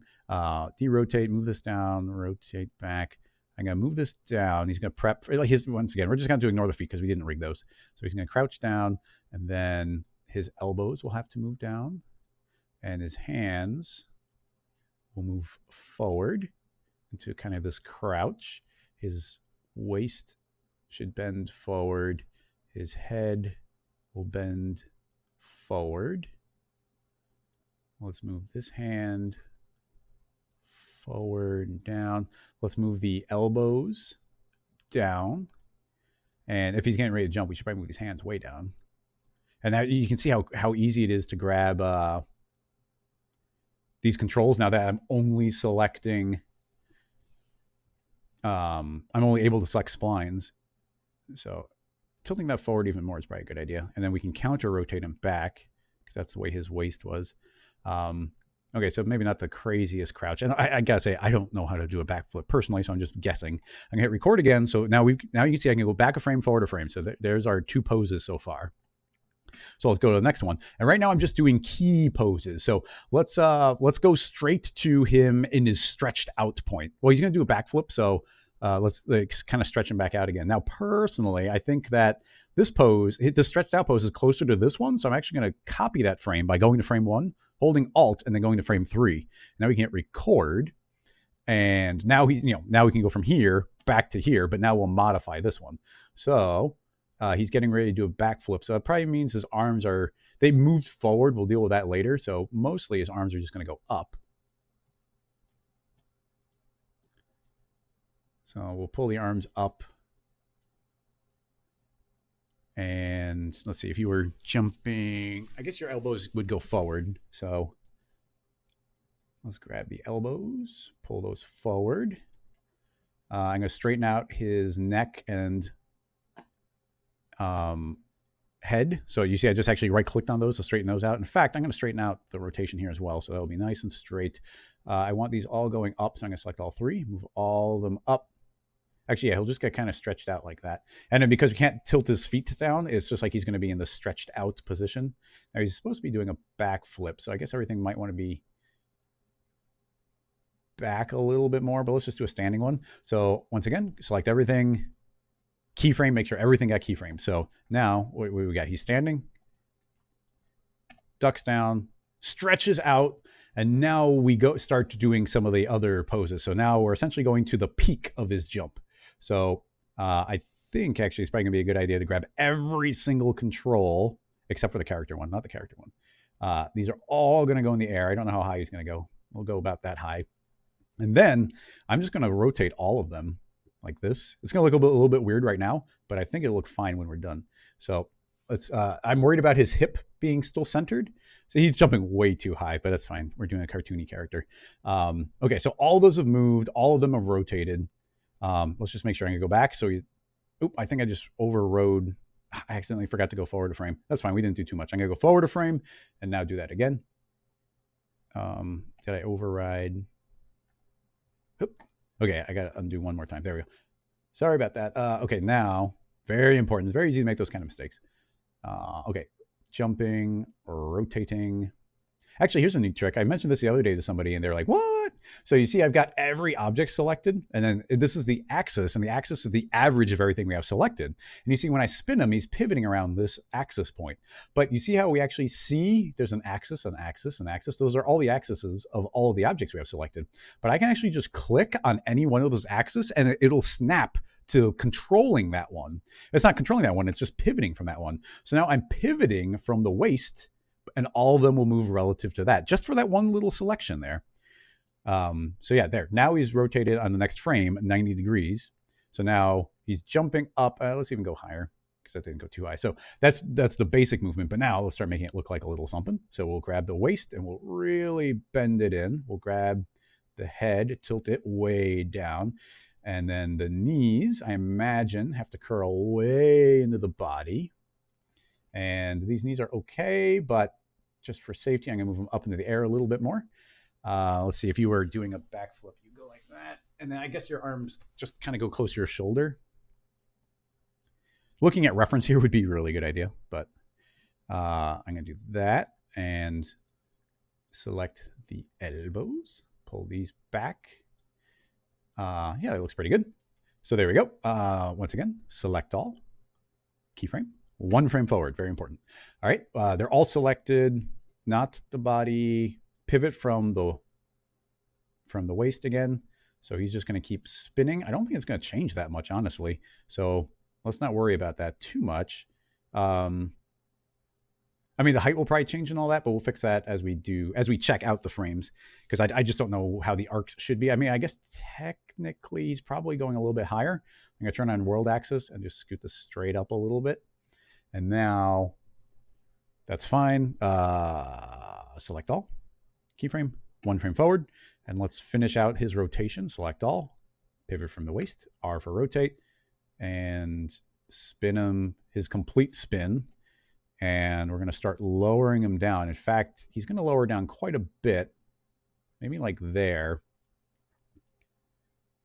And that's fine. Let's see, there. Okay, good. Let's start straightening some stuff out. I'm actually going to grab the wrists and pivot from the waist. Have that all spin out. So he's doing that. So I think on the way down, he should stretch out quite a bit again. So his legs, because we really want to build in, you build in your squash and stretch in these moments. So he's actually falling quite a bit. So you can see, well, here his arms were here. So we don't want the arms to go up too much. We need to fix the elbows. The head would go up. It's just like everything is going to kind of go at the direction of travel. And, you know, the wrists are a little static in these flips, but let's go and start. I mean, is that even right? When you're flipping, his elbows seem to be wrong. I might have his arms broken right now. We'll see it as we go. Blink. Yeah, that makes a little more sense. Did we have it wrong here? Yeah, we did. Well, it's really easy. We keyframe everything. So here his elbow should be there. And then one back. Yep, I had his, that looks painful. So we'll move those forward. Really easy to fix. Yes, that makes more sense. Bing. Okay, cool. So now you see he's down, up, stretch in the air, he compresses himself, starts spinning, starts falling back to the ground. I feel like here everything should be up a little bit more. So let's just right now move everything up, back a frame. This is still traveling up, so I'm gonna move it down. So here it's like up. Let's go up more, and then suddenly down. We're definitely in the in-between frame there, but that's fine for now. So let's keyframe all, select our all, keyframe, one more frame forward, and now we get our compression frame. So he's compressing. So we pretty much want, I think we want the feet to pretty much go back to their original position. So I'm gonna say 0, 0 on their positions. We can't trust the rotations because we've done a full 360, but we can trust positions. So yeah, see this rotation is a full 360 now, and we have to keep that full 360. So I'm gonna pull the waist way down. He's gonna super compress.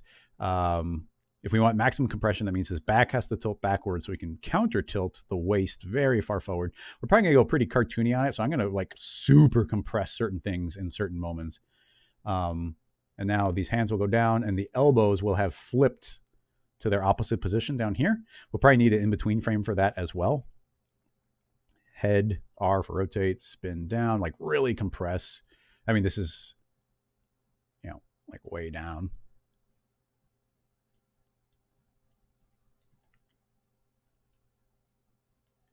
And then keyframe all, frame forward.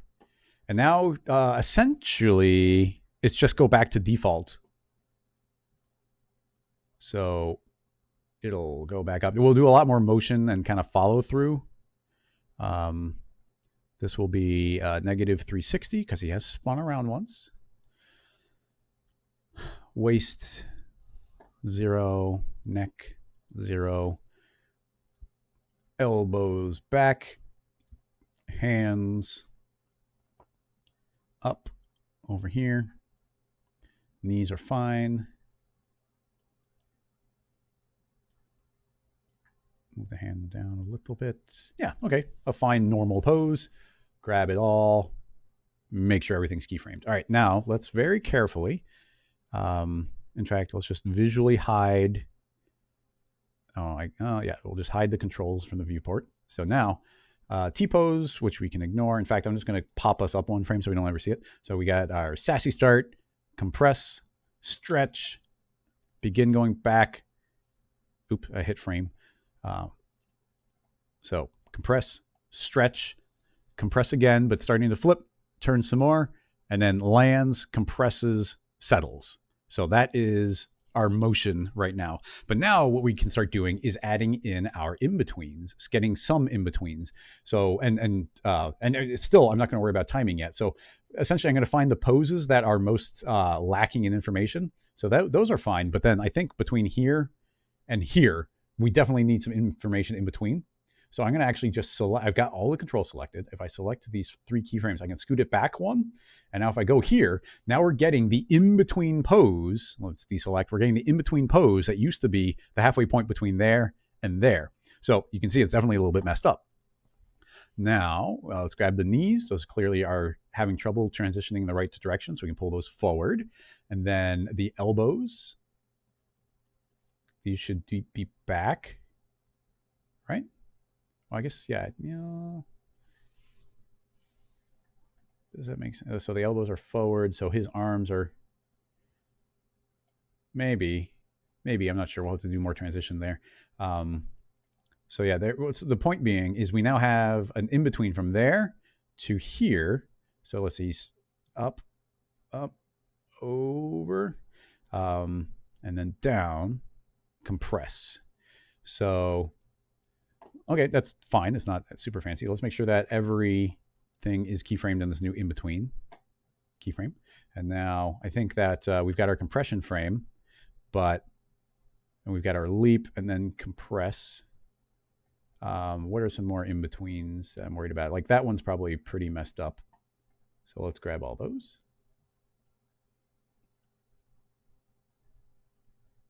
Oh, sorry, having a little bit of trouble snagging all of them. There we go. Hoop.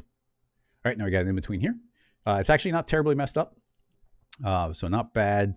Automatically, I'm going to keyframe all of them. So now only changes will be relevant. So his arms are back behind his head. Here, his arms snuck in front of his body a little bit. So we got to fix those. So these will go up again. And the elbows are fine. The knees are fine. Actually, everything was pretty good. We just needed to fix those arms. So like boom, boom, boom. Do you see how the animation's filling out a little bit more now? So up, up. I feel like his center of mass feels a little bit weird, but because he probably should be pivoting around his center of mass and not just around his pelvis. But those go around. Is that still an in-between? Yeah, I guess so. We definitely need an in-between here. Like going from there to there, it's a huge rotation. So let's make sure we grab everything. Scoot them all forward. Now we see our new in-between. Definitely see it's messed up a little bit. Immediately record, and now only fixes will get recorded. So our knees need to know which direction they were traveling here, which was down.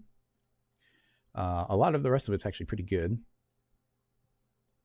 So the elbows will go up. The hands went a little bit forward. Let's move these back again. He's still compressed, kind of covering his ears, la, la, la, la.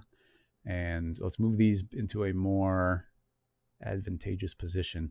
And now hopefully something you'll start seeing is we're going to start seeing arcs emerge, and arcs are incredibly important. If you just look at the elbow I have selected right here, you can see that's traveling. It's very, we don't have too many keyframes yet, but you see it's traveling in a loop here for the direction, and that is a good sign. We can click on the pelvis. You see it's pretty much just moving straight up and down. You can kind of only see the ones that are moving in free space, but now let's see what we got. So back to the 0. Let's frame everything and let's see how it goes. So compress, jump, flip, flip, flip, flip, flip, and then boom, compress. Very nice. Okay, it's starting to fill out a little bit. We can see the animation starting to emerge from this. So I think the next frame I'd like to see is this, the in-between between those two. So how does he get to this stretched out frame? So I'm gonna grab everything, hold down Shift to deselect, select everything except for that. Oh, no, I need that one as well. Let's grab everything, including frame 3. Scoot it by 1. There we go. Halfway point. Excellent. Immediately keyframe. And let's see. His arms are going from elbows down to up. So they definitely need to go forward. Elbows out. Forward. Very nice. Now, we're trying to build the halfway point between here. So this, we might be able to introduce a little bit more animation. So we're going from super compressed to the halfway point. So I feel like maybe his body, I'm going to grab his body and his elbows and his hands. I'm going to move all of them up a little bit more. So his body will move a little bit faster in this part. For overlapping purposes, I'm going to, his waist is going to have like straightened up quite a bit, but I'm actually going to counter rotate his neck really low. So it's like in this jump, his head's getting left behind a little bit. And in the same way, I think I want the hands to be left behind a decent amount. So those will be actually, and if he's doing a backflip, they're probably gonna go way forward. I don't know a lot about backflips, but let's assume they go way forward. So we can pull his elbows down, keep that very clean. This one's stretched to the max, so let's get a little bit of bend in there. So now he's here. And then now I'm looking at it, this is his fully compressed state, but now I'm thinking that maybe in his fully compressed state, we want his wrists to go way back and his elbows should have to be up to here. So he's stretching his arms way back. Sorry, I'm not really paying attention to the chat, but this stuff just takes some time. And then we have to get him balanced a little bit. These are going to be real picky. Yeah, there you go. So it's kind of compressed. Oh, arms up when sitting? Oh, I guess that makes sense. Oh, that sucks. Because they go down. I guess that's only wrong in one frame. So yeah, okay, that's trivial to fix. So I go pull, arms up. So I'm glad I just glanced at the chat. Thanks for whoever just said that. So the arms will be up because you want those whipping down to pull your weight forward.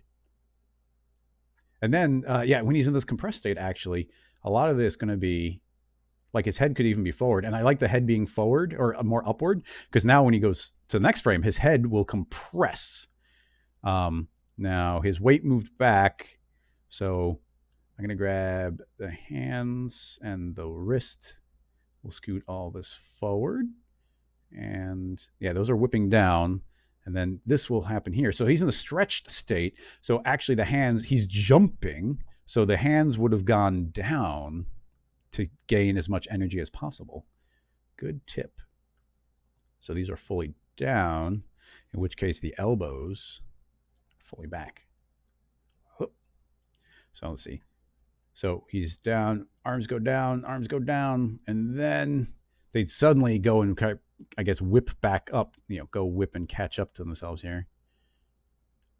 So let's see.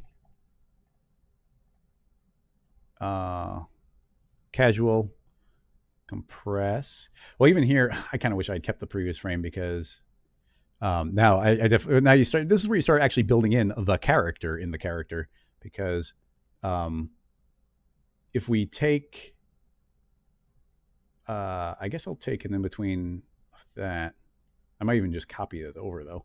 Actually, there's a couple neat tricks here I can show as well. So what I kind of want is this frame, but it's got, he's going to start out like bent down with his elbows down, and then he's going to reach up and then do the jump. So I want this frame to be more, here, I'll show you. I want this frame to be a lot more like one than the other. So what I'm actually going to do is give myself a little bit more time here. And now I can scoot along this timeline and pick where I like. So I can actually go like right there and then just record everything, scoot that over and then select that. And now I've actually kind of taken a lot more of the motion from one side than the other. So this frame is going to be a little bit more relaxed.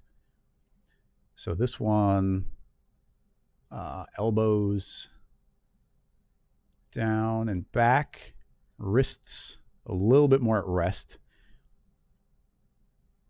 And then maybe the back a little straighter, head a little straighter, wrist a little bit more at rest. So unfortunately, like I said, the feet, so he's going to go down and then raise his arms up and then go to jump. Now the head might look a little bit weird there. I'm not sure yet.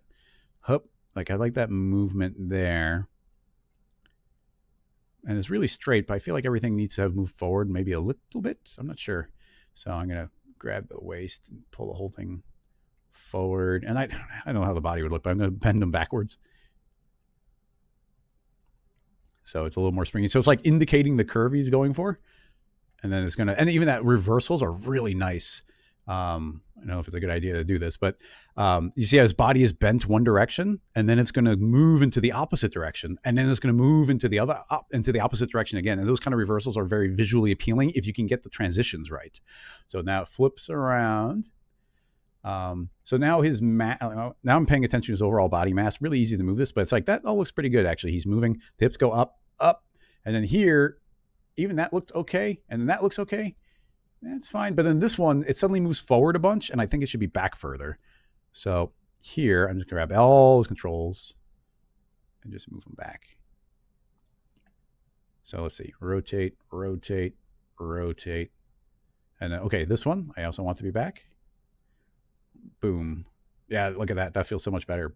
So we get that spin. And these might not be perfect yet, but they're better. So up, up, up, up, around, round, round, round, boom, compress. So that's pretty good. And do you see how, like, this is what I really, really love about this technique is, oh, yeah, people are, that's no fun. People are putting reference for backflips. All right, we'll go ahead and take a look. Super slow-mo. This is Fight or Flight Academy. So arms go way, well, yeah, he's going for the full one. So the arms go way back. We should look at reference. I was just thinking how far we go without. So the arms go way yeah, so okay, the back is a lot flatter, and then he goes and hugs himself.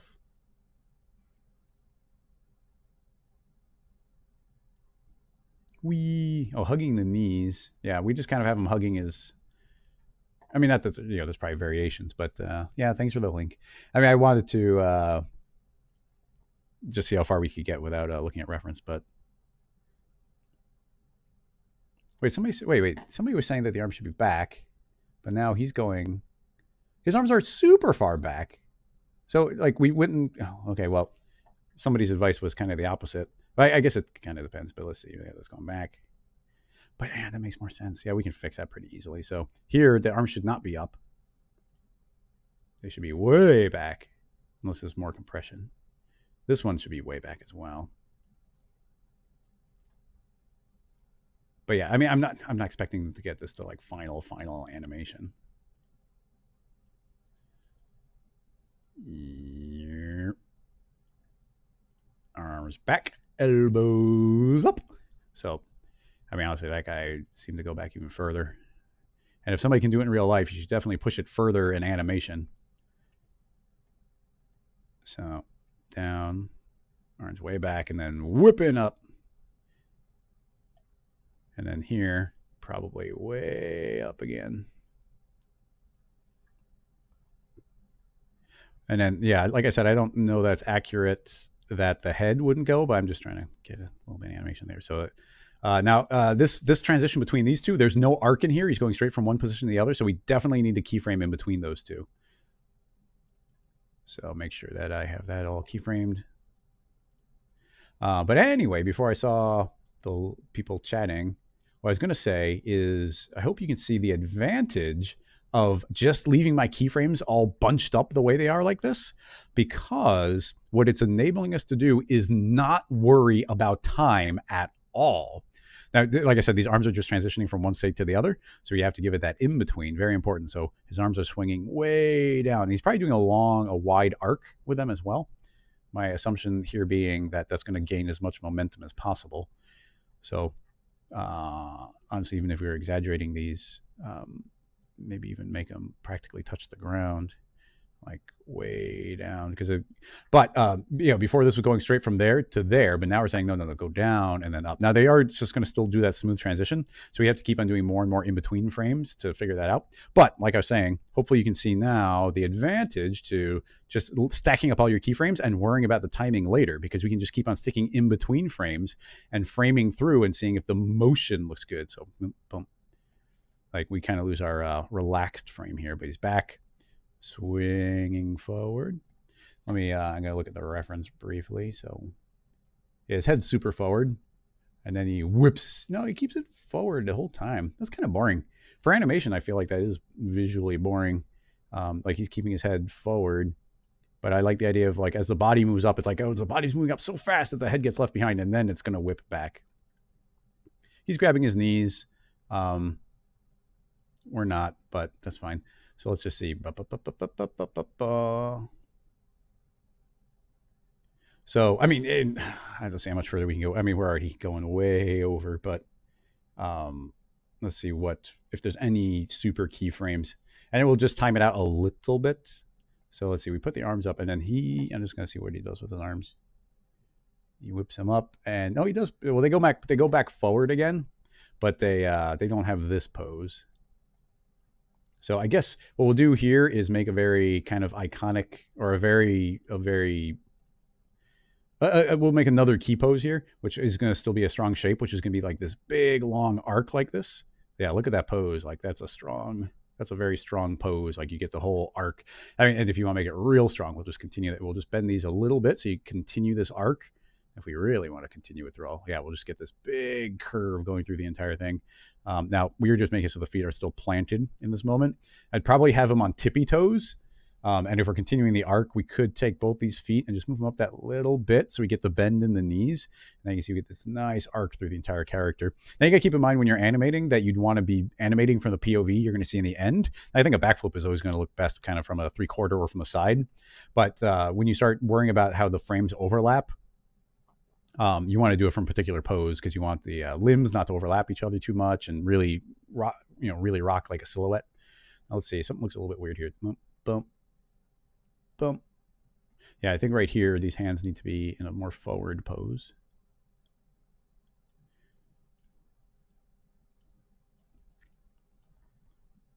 Pretty straight, though.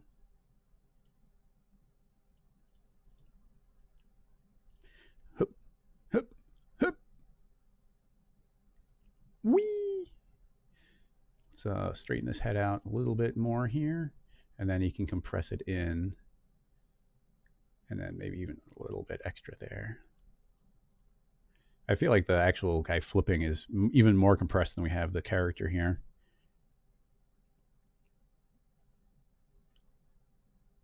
We're leaving the hand behind, like right here. So we got this big movement going on here, which is pretty good.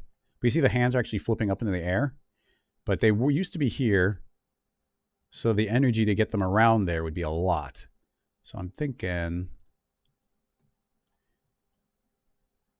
we'll grab both of those, and maybe he's a little bit more compressed here.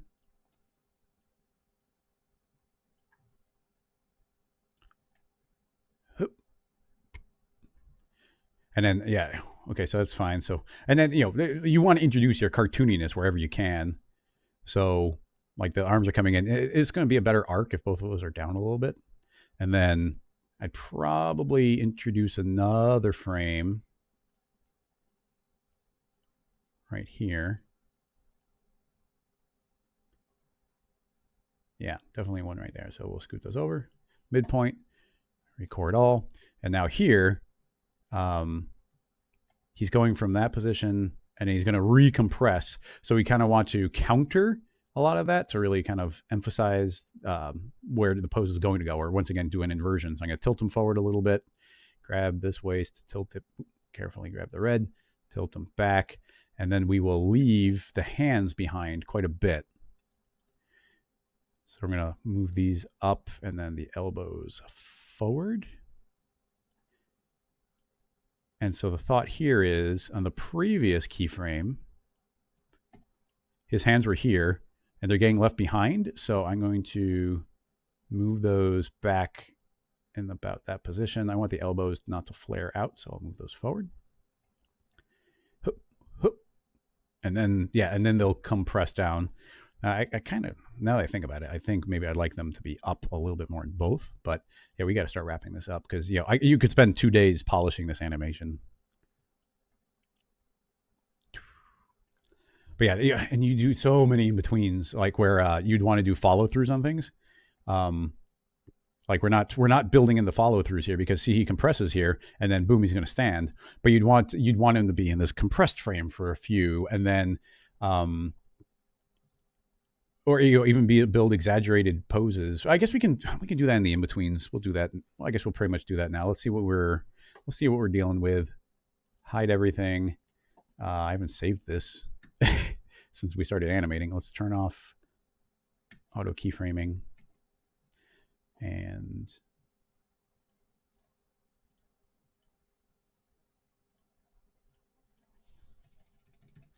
animated one. And let's just check out what we get. Pose, compress.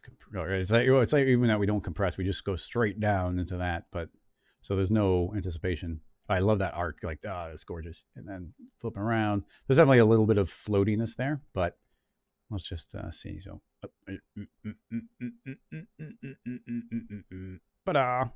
so now, like I said, we can't spend all day on this. So I do have other things I got to do. So let's start putting some timing in here. So, you know, we hit play. It's going to be insane. I can't even really see what's going on. So now we just start introducing time, which is super straightforward. In fact, we can just grab all of these frames and drag it out and just put a couple of frames in between everything. I'm going to try and get it so that they're all even. It's a little bit difficult. They all snap, I think, right there. There's going to be a few frames in between all of them. Now, it still might be insanely fast, and it's not going to be timed out correctly at all because we arbitrarily put in-betweens. But yeah, just by dragging that out now, you can see the motion that we are aiming for, and it's not horrible.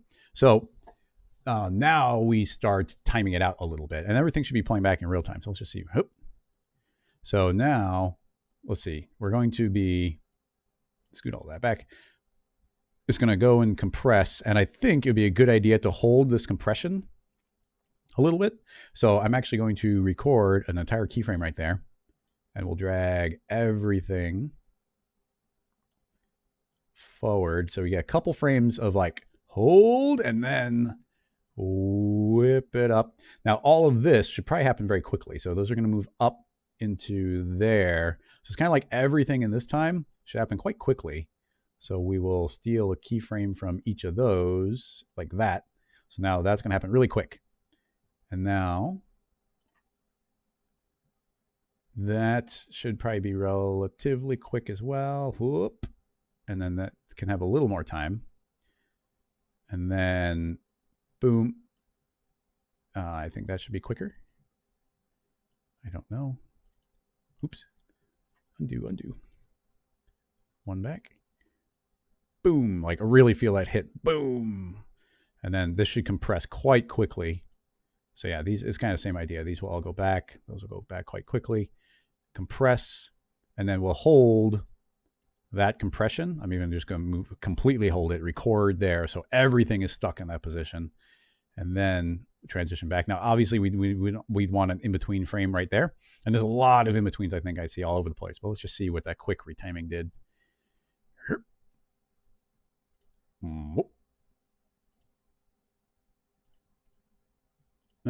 Not horrible. I think a lot of stuff in the air needs to go a little bit quicker. I thought that we could, maybe that can use an extra frame, but tiny little smidgens of frames here can mean a lot. And it depends on how much we're in betweening here. That goes forward, yeah, and then it slows down a lot, so that has to go quicker. And then that's kind of an unfurling, so maybe a little slower. That's fine for the contrast. Whoop. That's a little better. Wee. Wee. Whoop. Whoop. Let's see. It goes back. Hold. Starts moving forward.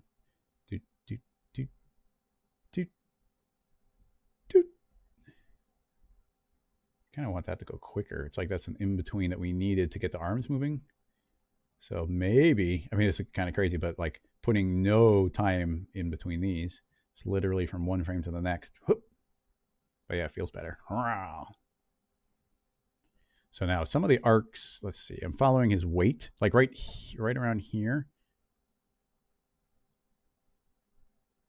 Like what we should really, we got to track the,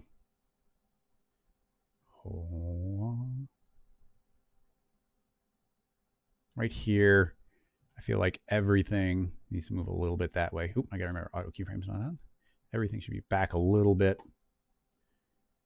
Yeah, that's better. And then he starts like just moving forward. So maybe we gotta be careful. Maybe everything's moving back too much. Yeah, maybe all this should be more forward. Oh, that's okay. That should be more forward. I'm just trying to center his weight a little bit. That's better there. And now here, there's a lot of a turn right there. Let's see. Yeah, all of this should be more like that. And maybe he needs to land further back. I'm not sure. But his weight in the spin feels better now. And he suddenly kind of magically moves forward. So I think, yeah, everything needs to move back. Like everything from here needs to be scooted back. So yeah, he's magically moving there. And you see, I'm only making changes to, there we go. That looks better there. I'm only making changes on a keyframe. Now I gotta be careful here. This little bit could be a little bit of a pain because he's placed his feet. So now I need to figure out where the placement should be. So it's like from there. Boom. Okay, that's not bad. He probably even moved back a little bit still. But you see he's going to suddenly jump from one frame to the next. And I don't have any good way of knowing where he is. So I'm actually just going to make a plane. I mean, you could go and modify the keyframes, but right now we're just kind of loosely moving everything. So right there, that's where his feet are touching the back. His heels touch the back of that. So I'll move here. And his heels should touch the back of that. And move here. Heels should touch the back of that.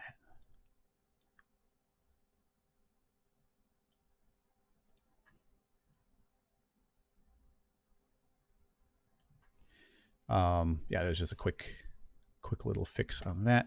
So yeah, not bad.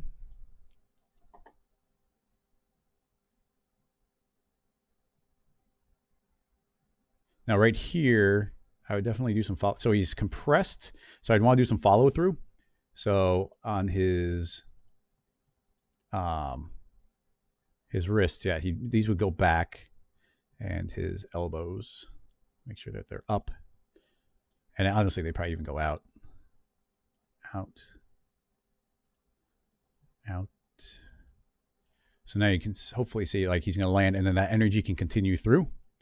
And then I'm even feeling like I want another in between here. They can stay down in his compressed state. So it can relax a little bit, but maybe not that much. I'm going to scoot everything back, and now I'm going to just steal one frame over and then move it over two. Record. And now he's going to uncompress a little bit, and let's continue his arm movement. So essentially, I think I want his wrists to straighten. So their arms aren't really going to go back too much, but his arms will straighten out a little bit.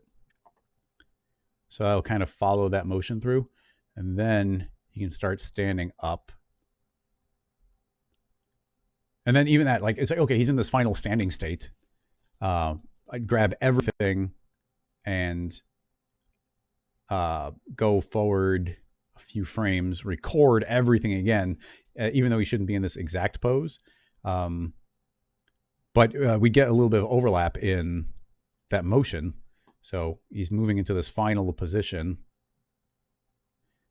And we can even, right here, we start getting to the point where that's going there. I wanted to do an in-between.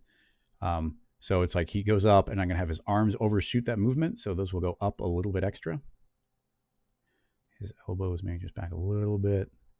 His head will go back just a little bit to do the overlap. And even here, as he's standing, I'm going to bias his head to be more forward. So it's kind of lagging behind the motion. And then it'll overshoot. And you see his arms will overlap there and kind of move up. Maybe it's a little extreme and they should go forward a bit.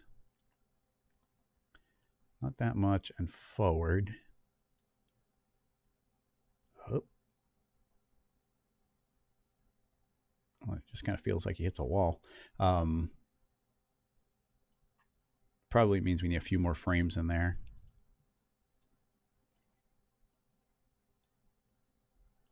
Make sure I key frame everything on that pose. And then his elbows. Yeah, it's a little clunky right there. Let's take a look. Whoop, bing.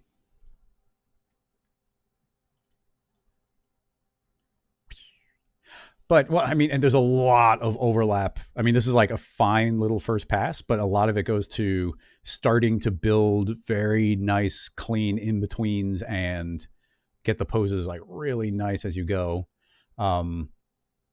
Because, you know, a lot of these, like, you'd want to like fix the silhouettes a little bit. Like, you get this really nice compression and everything here, but it goes to like, okay, let's find a keyframe. And then just for visual appeal, if this was the POV of the character, I would do things like grab this foot and then move one of them a little bit more forward than the other one and move this one a little bit back. You see, like, that's going to read better, and even better if there's like a little bit of space in between them. Like, so that type of thing, and you'd want to kind of carry that through. Like, this front leg on this one, we should have that one be a little bit more compressed than the other one, and this one can continue being a little bit more out. And it's just like, instead of his limbs disappearing into each other, you can see them a little bit more clearly. But any change you make to one frame, you have to make sure it follows through on everything else. So once again, this one can be out that little bit. And like I said, there's so many rules of animation where you'd want to be like just doing, like, that's working on silhouette, and then a lot of like right here, like you see he's going for the fall. So what you want to do is go from the most compressed state possible to the most elongated state to back to the most compressed state. So that's a fine compression right there. Boom. Even though I feel like maybe it should be quicker. Boom. But like right here is another, there's a keyframe here. So I'm thinking like right here, we exaggerate it by keeping the feet more compressed. So it's like, okay, right now he's going to be very compressed because he's suddenly going to elongate a lot. And then, you know, we probably want to exaggerate this as well. So this waist is too low. So we'd scoot that back for maximum stretch. And then where did the head used to be? It's very far forward. And I guess there's not too much motion there. So I'll take it. But yeah, that extra compression there is really going to like sell this pop. Like, get the stretch compressed. The arms do the, you know, here's overlapping and overlapping animation. So the arms are a continuation of that motion. Now the body just kind of stops dead here. You see right there, there's not much motion. So I'd want to follow through on that as well. So it's probably mostly the waist bending a little bit more. It's not going to take much. See, it's just going to be a little bit more motion there, so it doesn't quite stop. And then I guess right here when he's going, I'd probably want to do another little, a little bit of a reversal on the waist.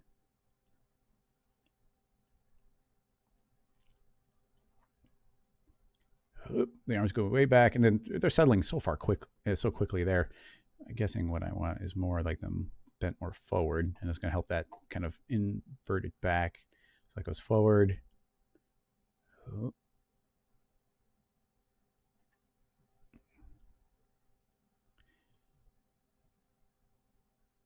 And then, you know, if you're doing one final pose, you make them look a little bit more relaxed.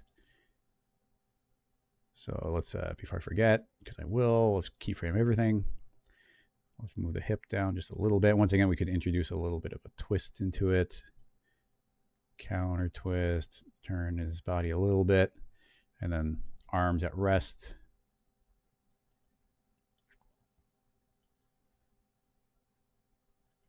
Elbows. Back a little.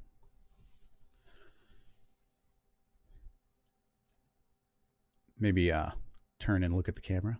Like, check that out. All right, I think we gotta, let's just see what we got here, and probably maybe a tweak or two, but then call it. Hoop, yeah. The little turn at the end is way too extreme. The like he's not in doing this extreme action, so these final couple frames should probably get a little more relaxed.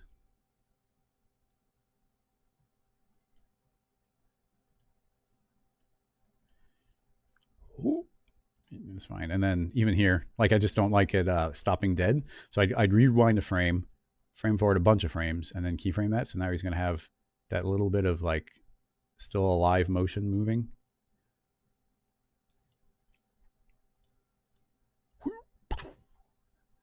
Yeah, that helped a lot. It's not perfect, but it's a very kind of dramatic, like, huh? Like, how about that? How do you like them apples? Let's put a few extra frames there, pull that back, and then even that could probably use an extra one. It's a lot more relaxed. Even that turn, return, turn is too much. I'm going to do that one instead. Yeah, there we go, more subtle. Boing. Not bad. Whee! Yeah, just straight up keyframing. I don't know. Like I said, I did 2 years of Animation Mentor, and I don't get to play with it too often. We could follow through on this a lot more, but hopefully you can see, like, if you break the process down into a very logical series of steps, building the timing and the motion is so much harder. Ignore that. Just completely ignore it and go straight into key poses. Like, I want it to go from here, and then eventually it's going to get here, and eventually it's going to get here. I mean, yeah, it's not bad. I've done worse.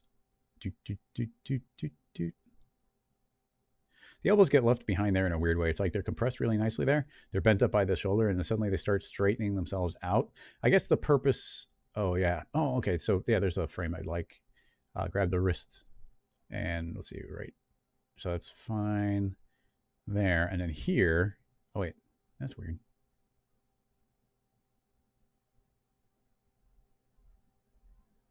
See, I suddenly let them start falling behind. And then they suddenly start whipping forward. But I feel like those would be more like that, maybe. But then they're going to suddenly whip forward in the next frame. So maybe not quite as extreme. Oop. Not the knees, the elbows.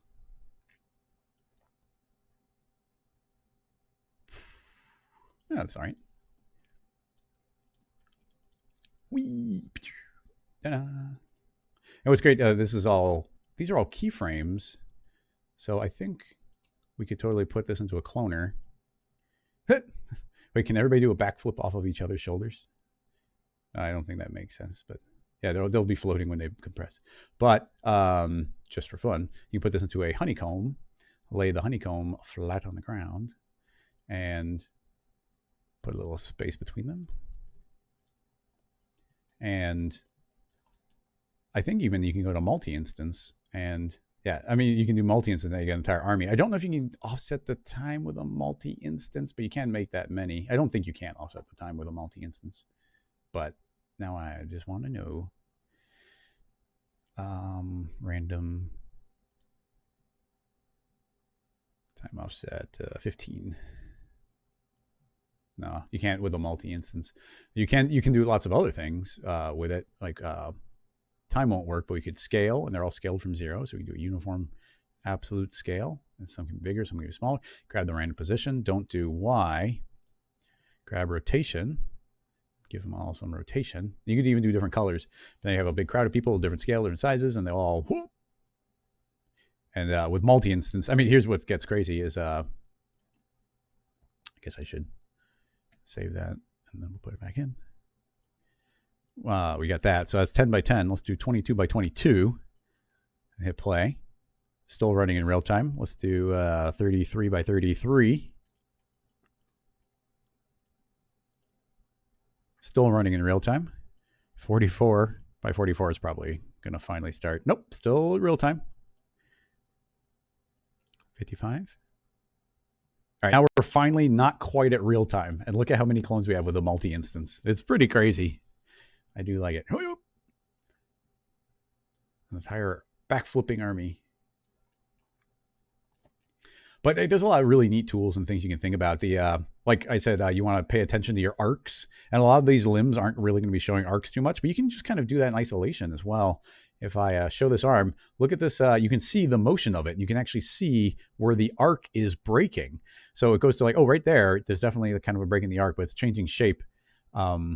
So, I mean, and it's even cool here because I can grab these. I mean, it's dangerous to make changes not on the frame it's on, but we can find that frame. It's like, oh, right there, that's a better arc. So yeah, that's completely fine. I can grab that and scoot this, scoot that timing around and find better arcs. And yeah, see the hands just kind of stopping there. So that's actually not bad. Yeah, it's doing the flip. So that's kind of acceptable, but you see where even like I wasn't, necessarily super intending it in various places, but you see even right here when his arm swings around, look at arcs and then arcs and then arcs. And as smooth as all those can be, the smoother that bit of animation is going to look. And on anything that's kind of directly keyframed, you should be able to just select, I'm just going to view it, and you can see the arcs here. So it's like, oh, maybe this foot would look a little bit better, just curved there. Like I said, dangerous to make changes now at that time, but if you're kind of counting on these being very clean arcs, it's pretty easy to grab any one of those. And yeah, like right there, this foot looks not, or that arc is not great on that foot. Now we are just doing some extra compression there, but if we're following the arc through, pull that out. I'm not auto keyframing anymore, but if we pull this here, look, that arc does follow through. And even here, like it's like that's where I stopped doing the different silhouette of the foot, so you can actually see it represented in the arc. So yeah, keeping that kind of stuff in mind. There's a lot of different ways of viewing it and playing. So yeah, really fun.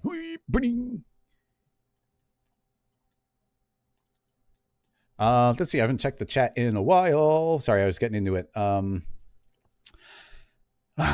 Chris Crocker is saying you could do the overshoot and the F curves. Yes, you could. To me, going to the F curves is the final step. Because right now we're dealing purely with keyframes. If we kept on going further, like right now, there's a lot of in-betweens we're not doing, and there's a lot of overshoots where it's like, okay, I like our basic arcs, but now the hands need to be offset by a single frame forward, and the head should have extra overlap that this doesn't. And we'd stop having perfect, everything wouldn't be on these perfect keyframes. At a certain step, that's when you have to break it apart. But I wait as long as possible to get to that step. And then even after I do that, then I like to go into the F curves and start moving those curves around. But just the fact that we could completely ignore them and just worry about the way it visually looks here. But in the same way, we're just looking at the arcs of like where the wrist is and where the hand was and the foot. You can go into your F curves and see how your arcs are moving and the acceleration of them. And if things aren't smoothly transitioning between them, and typically you want them smoothly transitioning unless you have some sort of explosive action where it's like, right when the feet suddenly shoot down to catch the ground. Yes, that's intentional contrast right there. But and then a lot of the work we did there on the front end is really important because in the way that we just made sure we only recorded on the position and rotation on the objects that we need, when we go into our F curves, we're not going to have insanity. Yes, there's going to be a lot. In fact, why don't we just jump into the F curve?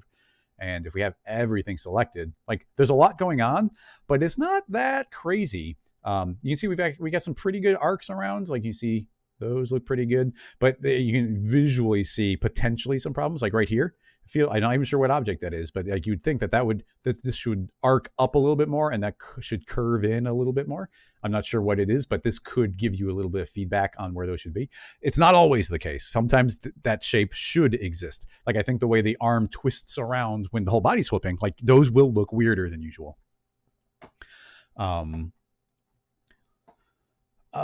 Checking more chats. Checking YouTube.